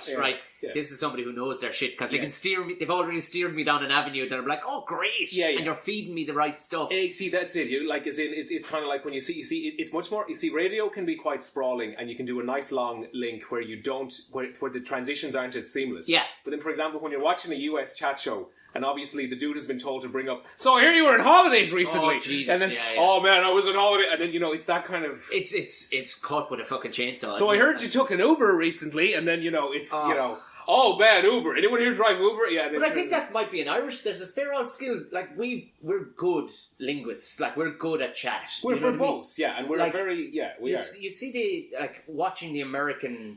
even Conan, will blatantly just go, ha! So, tell me. But I think he's playing to who's fucking watching too. Yeah, you know what I mean? That you have to do a bit. When you have to deliver something within 5 minutes, that's what you have to do. Yeah. When you have to deliver something in a 5-minute segment, unfortunately, you have to go, hey, have you ever flown Ryanair, to reference your joke again? Yeah. You have to do that sometimes, and let you do your minute then that you have on that. Of course, yeah. But if you have the time with them, you see, you can do it in a much more seamless way. But Irish people are cool with that, because they're like, oh, I'll go with this, because this is how a conversation flows in Ireland. Exactly. But exactly. Because one thing, and it's an example I've used before, to point out other nations, especially the Americans. Now, it's not all Americans. Americans do listen to this, and I suppose they listen to this podcast weekly, so they're on board with this. But one of the fucking most hilarious but saddest things I've ever found was people going, that is funny. Do you know when people go, that is funny? You'd say, hold on, no. When you find something funny, you mad bastard, you fucking laugh. Yeah, just laugh at it. Don't say it's funny. We actually make noises that indicate that it was funny without having to articulate it. But it's upsetting to get... Okay, that's funny. I get you. Yeah, you're like...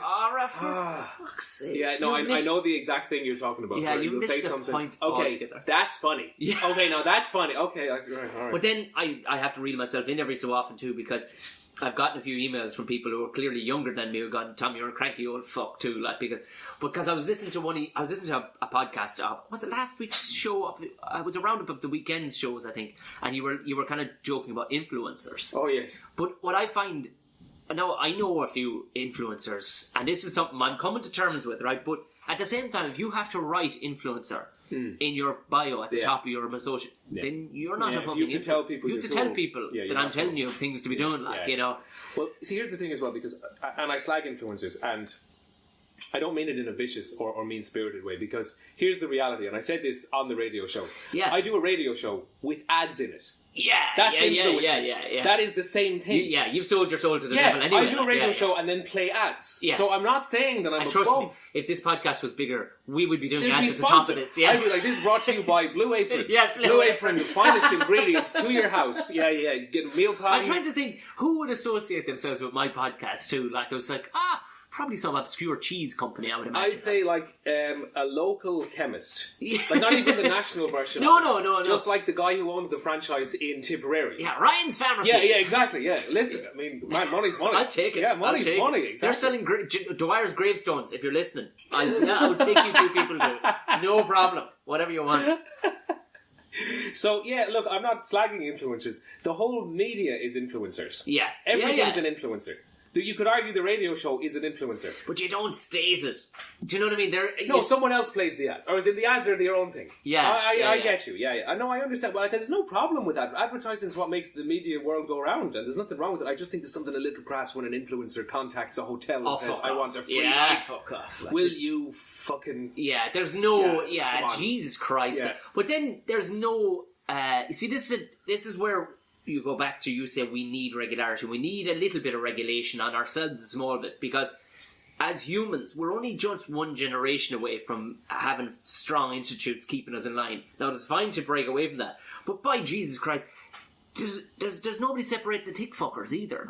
Do you know what I mean? No, absolutely. So, I mean, that was a tick fucker that emailed that restaurant absolutely owner. And unfortunately now, because of the internet and the advent of a bit of deregulation, he can do that. Yeah. But should he be able to do that? That's the question. Do you know, but even if, but there's no 4 years apprenticeship to be an influencer. That's what I mean. Exactly. You know what I mean? He's able to just do it. Yeah. Yeah, of course. There's no regulation. It's deadly dangerous. No, of course it is. Yeah, not everyone. It's great. People always say shit like, do you know what's great? Because obviously Peter and I have had quite a lot of success as a result of with the Craic Addicts. Yeah.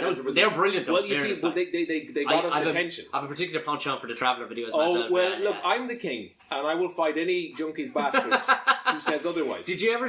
No, you wouldn't have, I'd imagine. But I put up. You will enjoy it. It was I've gone insane for barbecuing. Okay. But smoking, Yeah, but yeah. not on a hipster level. But Sure. I think it's fun to do it. But it totally coincides with my latent alcoholism too. Yeah, because I get to it's drink right. They while go doing hand in it. hand, You yeah, know what I mean? yeah. So that's really what it's all about. But but I've been doing nothing but piss take videos where I swear profusely throughout things. But they're kind of a little poke in the eye to people who go, so hey guys, Yeah, of here we course. go, here Yeah, we're cooking. exactly, You're like, exactly. alright, fuck off, will you? Yeah. But I did one because a few people had sent me an email of a well-known website that had just done a barbecue video using a comedian who happens to be a friend of mine. But it was like, I see. and they were putting a humorous twist on it. It all cut a little close to the bone. I understand. So what I did was I cross-pollinated a barbecue video with a traveller call-out video. Nice. Which you will very That much sounds enjoy. beautiful. That sounds you will beautiful. That and it sounds really nice. rung true with a lot That of people. sounds nice. Yeah. That sounds wonderful. You'll love it. That does sound like some wholesome entertainment. It was social commentary also on the scenario, but again, but your videos, like, geez, they huge viewing, a huge. No, but that was my point. Is in You haven't had enough of them out. Are you too busy or what? Yeah, is it? to be honest, Yeah, and I'm yeah. not doing the whole. Oh, we're very busy, but we are not unfortunately, but is in. With something like that, you can't just turn up and dick about with. I mean, even with Yeah. podcasting, I have to do a small bit of homework on Chris Greene beforehand. Yeah, you know what I mean? I hear you. But no, it's not even that. It's just more that we do a lot of, obviously, the YouTube exposure allowed us into other avenues. Yeah. It's great, and believe me, thrilled. And I'm not slagging anyone who wants to get up and go and do it online. But the point I was making was, everyone says things now like, "Isn't it great? The internet allows anyone to do anything." And I'm like, no, that's the problem. All the problem is now is that there's just more garbage to sift through. That's all it is. There's just more absolutely reprehensible dog shit you have to sift through to find the good stuff. Yeah. But there's a ferocious amount of thick people who do like dog shit too. And who do very well. There's a standard there for everybody. Like, yeah. I said this a couple of weeks ago. Was I had no idea about how the internet works and stuff like that, in the way of influencers and all this. It's its how own does world. a video become I know, viral? it's its own world, yeah. But I did a gig, and it was with mates of mine who, and they would be, they're not stand-ups at all, but what they are is the boys are on every available social media channel, and they produce a lot of kind of funny music and sketches and stuff like that. And they sold out a 280-seater down in Tipperary. There you go, exactly. And the lads, they were under pressure, and they said, "Would you help us?" Like, I went, "Yeah, of course I will." So I said, "You know what? I'll open for you as well, because these people need to be wrangled." Yeah, absolutely. And I walked out, and I was like, "Who are these 280 people that have bought these tickets?" Sure. And I quickly realised, you never would go to a stand-up comedy. Yeah. But you know what was great was getting to wrangle them and get them in line. It was actually great crack. I understand. And we made a connection. Like, one fella says to me afterwards, "Jeez, I tell you should keep up that comedy." Do you know? And you're like, good, thanks. but it was the innocence of him saying, he said it with 100% goodwill. I understand. Like, me 2 years ago would have gone, fuck off. But Yeah. now I grasp the scenario. Yeah. I get you. He's trying to be positive, and he's trying to. It's not a backhanded thing or anything. One fella found my email address from somewhere on Instagram or something and wrote me this. Sorry, he wrote my sister, who was his boss, an email, and she forwarded it on to me. And we're talking. It only took 4 minutes of reading it. Wow. Of what how much he appreciated stand-up comedy, and he'd never been to live stand-up before. Okay. Like, he'd been to things like The Unbelievables, and he'd been to Mario Rosenstock and whatnot, but he'd never seen live stand-up. I understand. And he thought that only existed in the Apollo. Yes. Do you know what I mean? The thing that's on Comedy Central on the Saturday. So again, not to sound too wanky, but it was like, at least I turned one person. I understand. I turned one person's head. Yeah, absolutely. And you find it, especially with the Inter upstairs, like, because the International, like, all the time you'll get people going, "I never have been to live stand-up before." Yeah. I went to the O2 to see... Sure. To sit... Kevin Hart. Or to sit there for John fucking Bishop. Yeah. And they come away with almost sour taste going, "This isn't half the crap it was in my sitting room." You know what I mean? Exactly. Yeah. What's the maddest... Can you think of mad shit that happened on air? Because obviously it's live, a lot of your stuff, like, and all the rest of it. Yeah. One time, speaking of the Unbelievables, John... This looks like we set this up, because you literally mentioned the Unbelievables and then... No, this will show you how good you are, you see. You have that much of a memory bank. Like. Well, speaking of the Unbelievables, John Kenny was on it from the Unbelievables, and as a bit of fun, we got him to play a quiz with this guy. Right. And the guy gave really shit answers, like we were talking about, because that is a thing. When they're under pressure, sometimes they give stupid answers. Yeah, they do, exactly. And then it was for a set of tickets to some music festival or Right. something. And John Kenny was just doing it because he was also promoting a gig. So we had him on as one of the contestants and the caller on as the other. And John Kenny won. And then the guy goes mental. Starts saying that I fixed it. Starts calling me a dickhead. Starts saying we gave it to him because he's like a star and all that. Jesus. And then, it was amazing. It was the most fun ever. Brilliant. Sometimes the best stuff is when it goes horribly wrong. And your man gorgeous. was calling me an asshole, like on the radio and everything, like on the air, and was saying that I gave it to him because he's famous, Brilliant. that I fixed it and rigged the great questions, radio. and that John Kenny was in on it. And like, it was fantastic. And we guarantee there was a bunch of people that sided with that man too in Radio Land. Going, yeah, he's dead right. It's those lads on the radio now. Oh, the shite. Yeah, absolutely. Oh, he's the dead shite. right. He's dead right. It's great for him. I remember listening to to talk about just the madness of like the way you were able to recall that, and that was about 8 years ago. You have a great you have a great rapport yourself and Ciara. Thank you. But when you have people on, that's why I'm almost surprised that people kind of shit the bed a bit, because I've been on radio. And you're going, oh Jesus, you wouldn't make anybody comfortable. I remember I was promoting a gig down in Cork one time, and whatever radio slot the radio station had given me, the DJ they'd given me was the wrong man to give me. I understand. This man was argumentative radio. You know, the nighttime. Yeah, yes. Where they ring up and go, they're doing drugs Taxi down there. drivers. Yeah. Yeah. And I think that should be all. Yeah. Sorry now for coursing, right? Sorry for coursing, right? But it's a load of bollocks. Yeah. This is who this man was used to dealing with. And they put me on with this guy, right? I hear you. Yeah. So I'd laid out the tee-up points that was necessary for the 7-minute phone call, which I know. Which you would do. Of course. Let's steer it in this direction. Ask me about my holiday. Exactly. We'll make it a bit of crack, and then at the end we'll put a nice little icing on it. Yeah. Nah!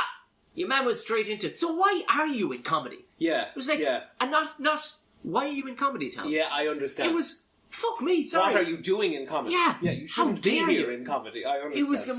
It was the most awkward, and he pushed it out. We went for 15 minutes of the most awkward shit. I understand. So sometimes what you have to do is, that's kind of relevant to that, and not to talk about myself and Ciara, but what we do is, when someone's on hold, you can still talk to them, like before you're on air with them. Yeah. So as in while the tracks are playing, you can be chatting to them on the phone. So I would make a point of doing that. Like I would click on the talkback function, it's called, so that when the songs are on, they can't hear the songs, and it's just me and Ciara going, how are you? What's going on? And it's in like chatting to them for 5 or 6 minutes before they're on the air with us, because then, they're it softens the blow, of course. And you're not talking to radio hosts, you're talking to sound people. You've already been talking for 5 minutes, and then when we're like, listen, look, we're back on air now, don't swear, any of that stuff, and then it's not as cold because they've already been chatting with us for a minute. A lovely crowd duo. They were on Tip FM for a good few years. Was Lorraine and Brian. Brian Moss, and the lads, like, it was like a friendship. Like, and again, it was a Tom's Corner. They would ring me up on a Friday. But I felt sorry because the resources weren't fucking there for their talent, that kind of way. But then there was nobody to blame. The resources just weren't there for it. So no, I mean, it must be a fair level of comfort to know, like, that you're in a right good spot, like where you are. Don't get me wrong, I feel very lucky. Yeah, absolutely. Like, as in, not everyone gets that shot. Even very talented people don't always get that shot. Yeah, absolutely. And every day I appreciate that. Sure, I may have a bit of talent. I'm also lucky. Lucky. There's no question about that. I'm also lucky. Would there been anything else you would have liked to do? Because you're...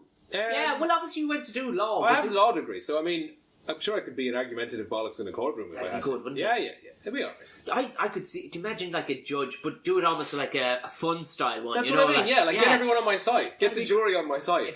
But I'd watch that show. Yeah. Midday, I'd watch I understand. As in, do like a Judge Judy. Yeah. I could, I mean, that's Judge Chris. Avenue. Yeah, not that's even Judge Christopher. Judge Chris. Lord Chris. Yeah. That's what I'm going with. Yeah, absolutely. Chief Justice Chris. You wear the wig and everything. Yeah, absolutely. And a big silly gavel, A big silly gavel. Yeah, absolutely. Fucking hell, yeah. But there isn't, it's a thing that, like, going in and out of there, like, it seems to be, because so many places I've gone into, everybody's kind of grumbling and has a pissy mood on them, like, or, you know what I mean? That's just the environment. But anytime I was in, actually radio in general, they seem to be chirpy enough. Yeah. But definitely in 2FM, there seems to be more so, and I've done stuff on the other side of the road as well, or the other side of the car park as well, with Radio 1 or... No, with TV, sorry. With TV, sorry. and there seems to be kind of a era, for fuck's sake. a small bit in certain elements. You meet some people who are jaded. I've never met anybody burnt out in the radio station. Irish, look, we're hardly working, huh? That is. So we're hardly doing anything. No, but it's. I think it's a case of, look, I can't speak for everyone, but I can certainly speak for myself and say that I appreciate that there are jobs out there that are real jobs. As in, I mean, that are real work. Yeah. Like, as in, I was a waiter for a while.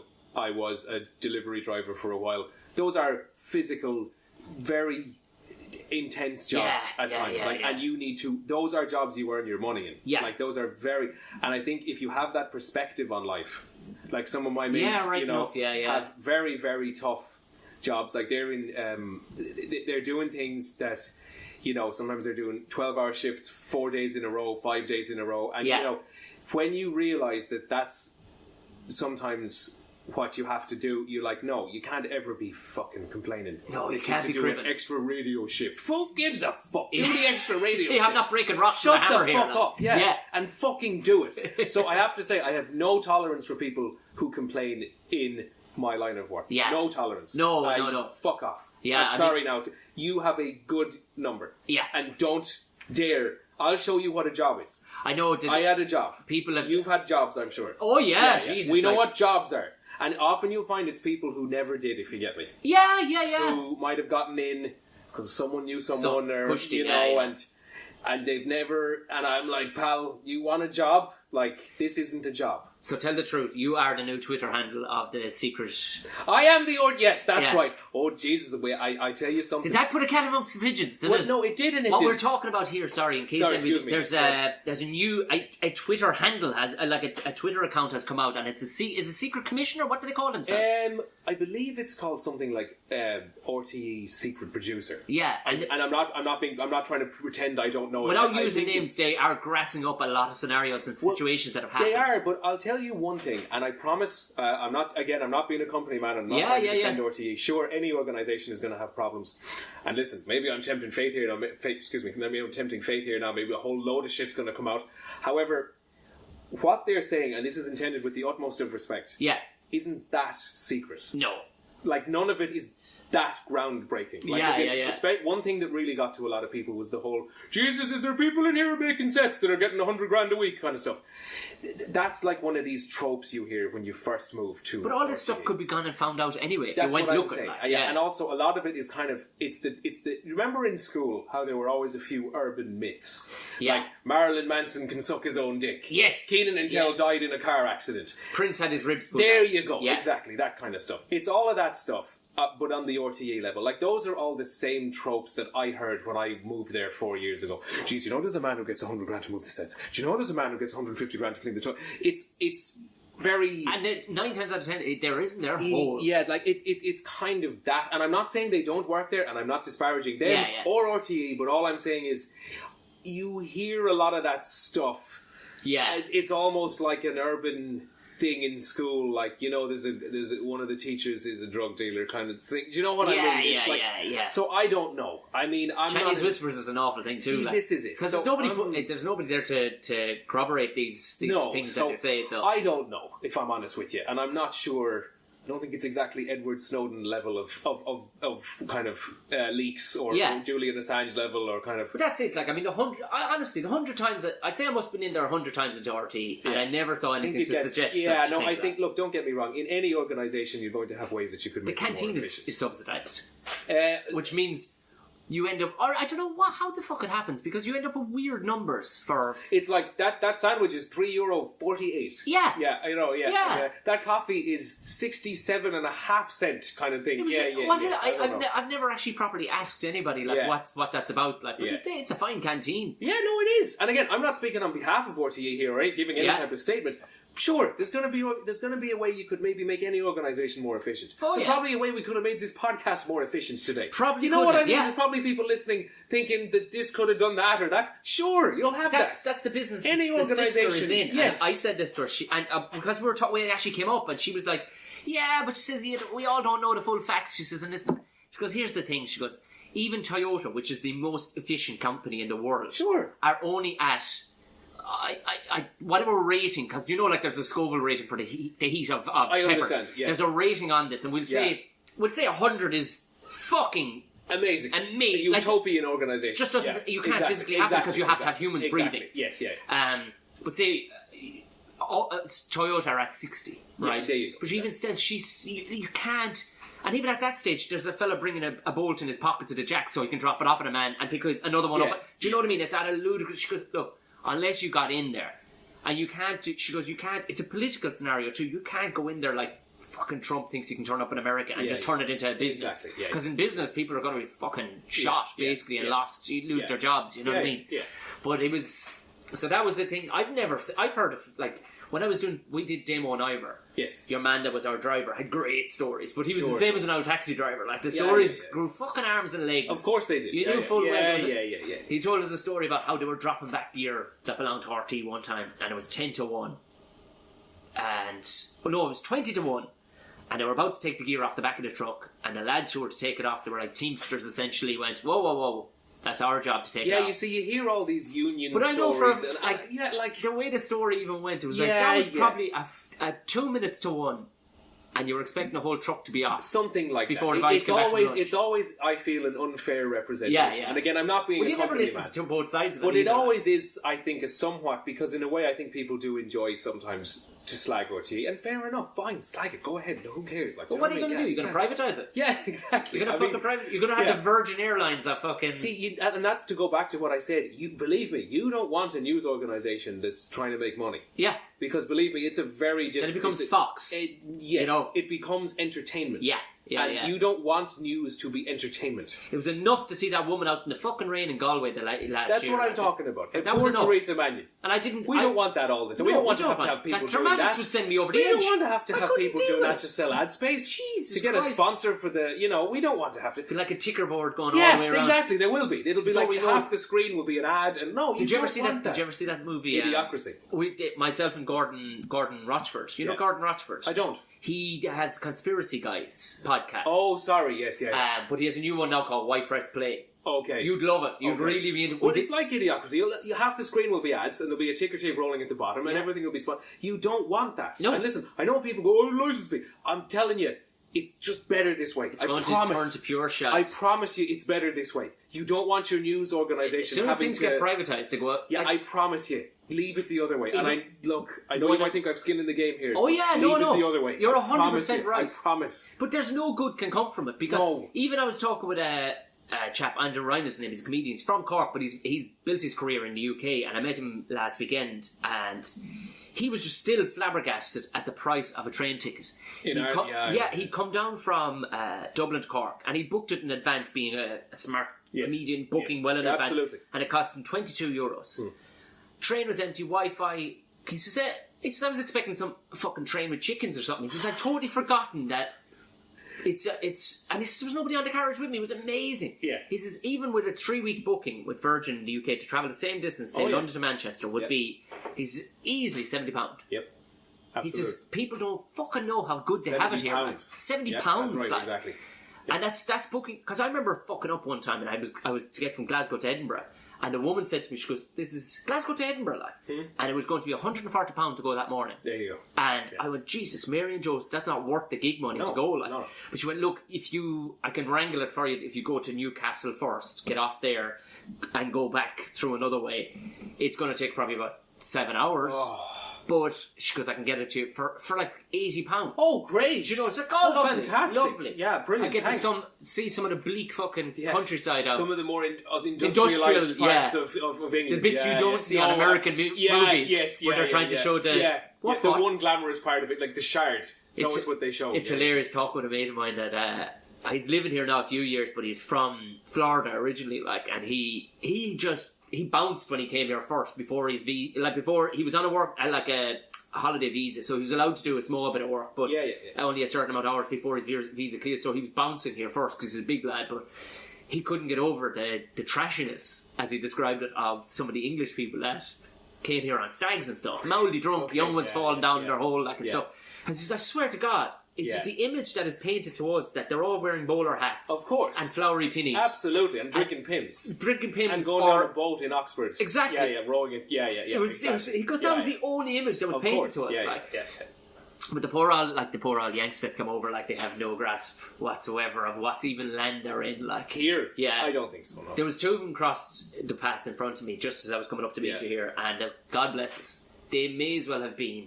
Their minds were completely fucking blown, like the two of them. They were just mouths hanging open, and the things they were saying to each other, like, oh my actual God. There was there was just a bloke rolling a barrel down the street to get it really, but I guess to them maybe that's somewhat rustic and somewhat quaint and somewhat... It's probably out of the norm. Probably looks like a postcard to them. Yeah, exactly. It looks like the set of Boardwalk Empire. They're like, Jesus, this is fun, isn't it? Oh, this you're is Ripper mad. Street right now? Yeah, exactly. Yeah. Hey, I must say something to you actually, and I'm gonna get my phone out to make sure it's a thing because on what you're talking about. Have you ever heard of? It's called something like Paris syndrome. And it's to Paris, and it's to do with Japanese tourists. And I don't know if this is an urban myth now or not, speaking of, given that we're... I'm not being funny, there's a Wikipedia page about it and everything. What? Paris syndrome is a transient mental disorder exhibited by some individuals when visiting or vacationing to Paris as a result of extreme shock derived from the fact that Paris is not what it is when represented in media, if you understand me.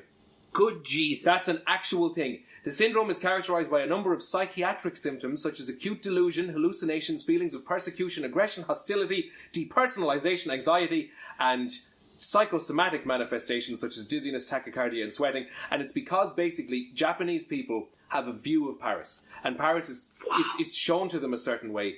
And then when they actually get there, the reality is so at odds with what they've been showing.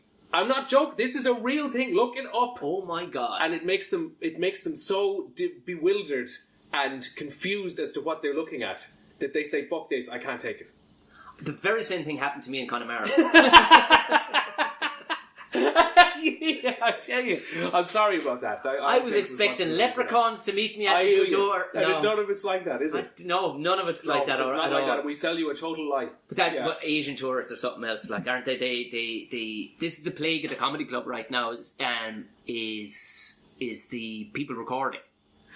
Like, really, because people record? Oh, with not their phones. If they normally, they normally behave themselves some bit. They'll take snaps, no bother. But you don't want your because. Twofold. One, it might be brand new material. You might want to use it for a year or two. Sure, yeah. And two, it could be totally taken. Well, it's definitely going to be taken out of context. Yeah. Do you know what I mean? It's not going to, because I've seen a few incidents where people have been completely witch hunted because 6 seconds was taken out of context of an entire night. You know, but it's like the Asian tourists walking around with the iPad, watching their whole holiday. They seem to take a lot of pictures of things. But I was in Milan last year and they were just everywhere. iPads. Taking the pictures of bins. And they're walking into you. And functional things. There's the bin truck. There was a guy a couple of weeks ago, I was up in the Halfpenny Bridge Inn. One of your townsmen. Oh yes. Conor McDonough Flynn is his name. Okay, yeah. He runs a comedy club there on Very good. Wednesdays and Sunday nights. Oh yeah. Called Unhinged Comedy. Yeah. And Conor himself is great because he is unhinged completely. Like, he has been dropped straight in Connemara, and I wouldn't mind what he's seen around the world, but he's a wild man. Sure. And he brings a great wild temperament in the night. And there was by the time I got on to close, there was a fucking mighty temperament. And I went on but then this one weird fucker, we're talking within, I could have touched him. 4 foot of the stage. He's standing there with this big ass fucking phone, just videoing. And I was looking and going, what are you fucking doing? Yeah. And he says, and he actually kind of rolled his finger, keep it rolling there. Yeah. No. Yeah. Stop the fucking, stop the show here now. What the fuck are you doing? This bloke was living in such a fake world through his phone constantly. I understand. That it was okay for him to do this. Yeah. And I just got the entire room to turn it. Now I did, because I'm just recording some for the guys back home. I said, do you think they'd enjoy seeing this fucking mic stand rammed up your hole? That's fine. And he kind of snapped out of it then. I said, because I will make you eat that fucking phone. Yeah. Okay. Because that was the vibe of the night too. But that was a funny way of doing it. As in, that was an amusing way of just kind of saying, pal. I mean, yeah. Oh, I couldn't. I hate that moment. I've done it accidentally in the past where I've stopped dead. Yeah. And it takes the momentum gas right out of the room. See, that's it. Because everybody's like, oh, I was really fun there for a second, and now he's after making it. See, that's it. So that was a this funny man way of authority with the phone has made it now. He's turned into a school principal. Yeah, exactly. Exactly. Yeah. But it is. So what the fuck are you going to watch that back like? Well, is it even any good? I don't mean that in a bad way, but taken from the side of a stage, the sound's probably terrible. Like, you're not in the... What are you watching? Like, who are you ever going to watch that again? See, when you get home? you and I say this because we could never imagine a fucking scenario where that would be a good idea to do, right? Yeah. But these are people who would go to... they would go... at 6 of them would sit at a bar and not talk for an hour. Yeah. There are nationalities. I understand. That's why comedy clubs do so well in certain parts of the UK because they don't have the art of conversation. Sure. Either one of us could sit upstairs in that bar by ourselves and probably have an alright time. By ourselves? Absolutely, yeah. We'd still be doing alright. Yeah. We'd still doing okay. If even any one person came in, we'd be like, brilliant. Yeah, grand job, we're off to the races. Yeah, exactly. Yeah. But honest to God, I've seen it. That's why comedy clubs do so well. Fair enough, because they're very happy for a master of ceremonies to take over their conversation for the evening. Exactly. Because they have fuck all to say to each other, bar things like, oi, oi! Yeah. You know, it's like, you know what I mean? Like, that is the... Briggsy. Yeah. And then they can talk to each other about you at the end. Yeah. Exactly. Not to be fun, but you're like the play that they're analysing after they We're their foil for exactly. Yeah, and that's fine. Yeah, absolutely. So, I mean, that's you know, almost that's to the detriment of stand-up comedy in this country, whereas people go, "Oh, fuck it, sure, I can do that. I can do that. I can stand on stage and be a cunt, like, exactly. Yeah. Can you? That's what I was saying at the start when we were first chatting about it. It is an art form because then when you see a person who clearly does think exactly what you just said, it is appalling. Oh, Jesus. It is terrifying. Yeah. And again, I'd be a crap stand-up. I'm not saying otherwise, but I'm saying people don't appreciate what goes into it. They don't, but that's kind of... And I tell you a funny one was, I remember it was said to me about a comedian, or a comedian said it to me, kind of, he'd a couple of pints on board, and he said, you know, I didn't fucking take to you well at all. When I started seeing you at first, the first and it was when he would have seen me first, I would have been a couple of years into it. Sure. And I was like, Jesus, really? I didn't think I'd fucking annoyed it. He said, no, it isn't that. It's that you've seen... I thought you were making it all up. It came that naturally to you. Right, okay. And that was what was pissing me off, that naturally I could go up there and do it freehand. Right? Yeah. But then I took that as a compliment because I was like, all right, so I'm making this at least you... Well, it's something that you've been crafting for years, right? Yeah. It's just you get better at pretending that it just happened. Yeah, right? Not to ruin the illusion. Where do you get the stories from, lads? Yeah, exactly. Yeah, like, I mean, like, you've been doing that for a long while. As in, it's such a compliment if someone can think you were just standing there riffing. Yeah, you're not standing there riffing. Fuck it, no, you've tried that joke 20 times and you found out which way to phrase the sentence and which part go. Yeah, because it's an art. Now, there are nights when it's... Like I was in Kilkenny on Friday night. Yeah. And by Jesus, they were glorious. Okay. There was people from Galway, Mayo, Kilkenny, Dublin. There was a fucking lovely mixed bag about everybody. And I was helping out a buddy who has a kind of a themed show at the minute. And I said, I'll jump on, I'll open, I'll do a half an hour for you at the beginning. And but they were powerfully up for the fucking crack, but there was the handbrake. They had come in with no handbrake.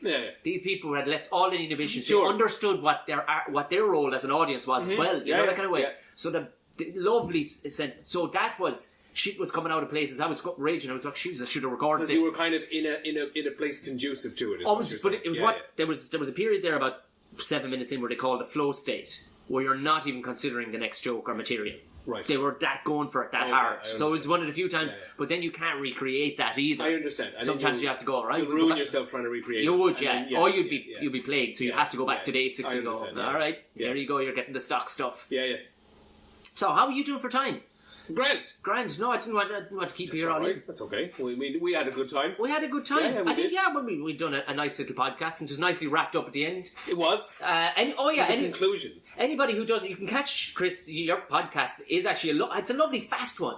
I was actually worried because people have said that I speak too fucking quickly. I don't. And you don't because you speak at 100 miles an hour too. Like. I do. I've got a lot of thoughts. Yeah, but they're good to get them out. And you're passionate about them. I am. Exactly, and I feel if we bottled them up, it'd be worse. This is it. You need therapy. Or that's something. right. Exactly. Like you might end up with Paris syndrome because you're. That's it. I'll have a totally warped view of my wouldn't it be a great business to be running? Like if that's all you're dealing with on a daily basis, if you're a psychotherapist, if people were coming in cribbing that the country wasn't. I know, right? You know what I mean? Oh, there was a man urinating at the bottom of the Eiffel Tower. Jesus, that's terrible. Here's some Xanax. And go be on your way now and you'll be grand. It's €100 to chase at the door. Exactly. Good man. Yeah. So catch you... What time slots are you... Well, at the moment, you see, we've just been covering for some people. So there was... we did a lot of cover there in August, and at the moment we're covering for Ricochet because he's away. And, you know, like, when you cover, you know, when Ricochet's away, you need the big guns, which is why we've been brought in. Yeah. So listen, and that's what's going on at the moment. And anyway, whenever we're popping up anywhere, we always throw it up on Twitter. And we put the podcast then up on Twitter. But your Twitter handle is a great name as well. Chris Greene. Yeah. Hate Chris Greene. Yeah. Who the fuck hates Chris Greene? Or are you being ironic because you know everybody loves you? The reason I did it was because originally when I started it, it was sexy Chris Greene. Okay. And people not getting the joke were like, "You're not sexy," and I was like. No, you see, those are the same people that didn't get the Rhino. Those exactly. I'm not being funny. That 15% of the audience was exactly what popped into my head.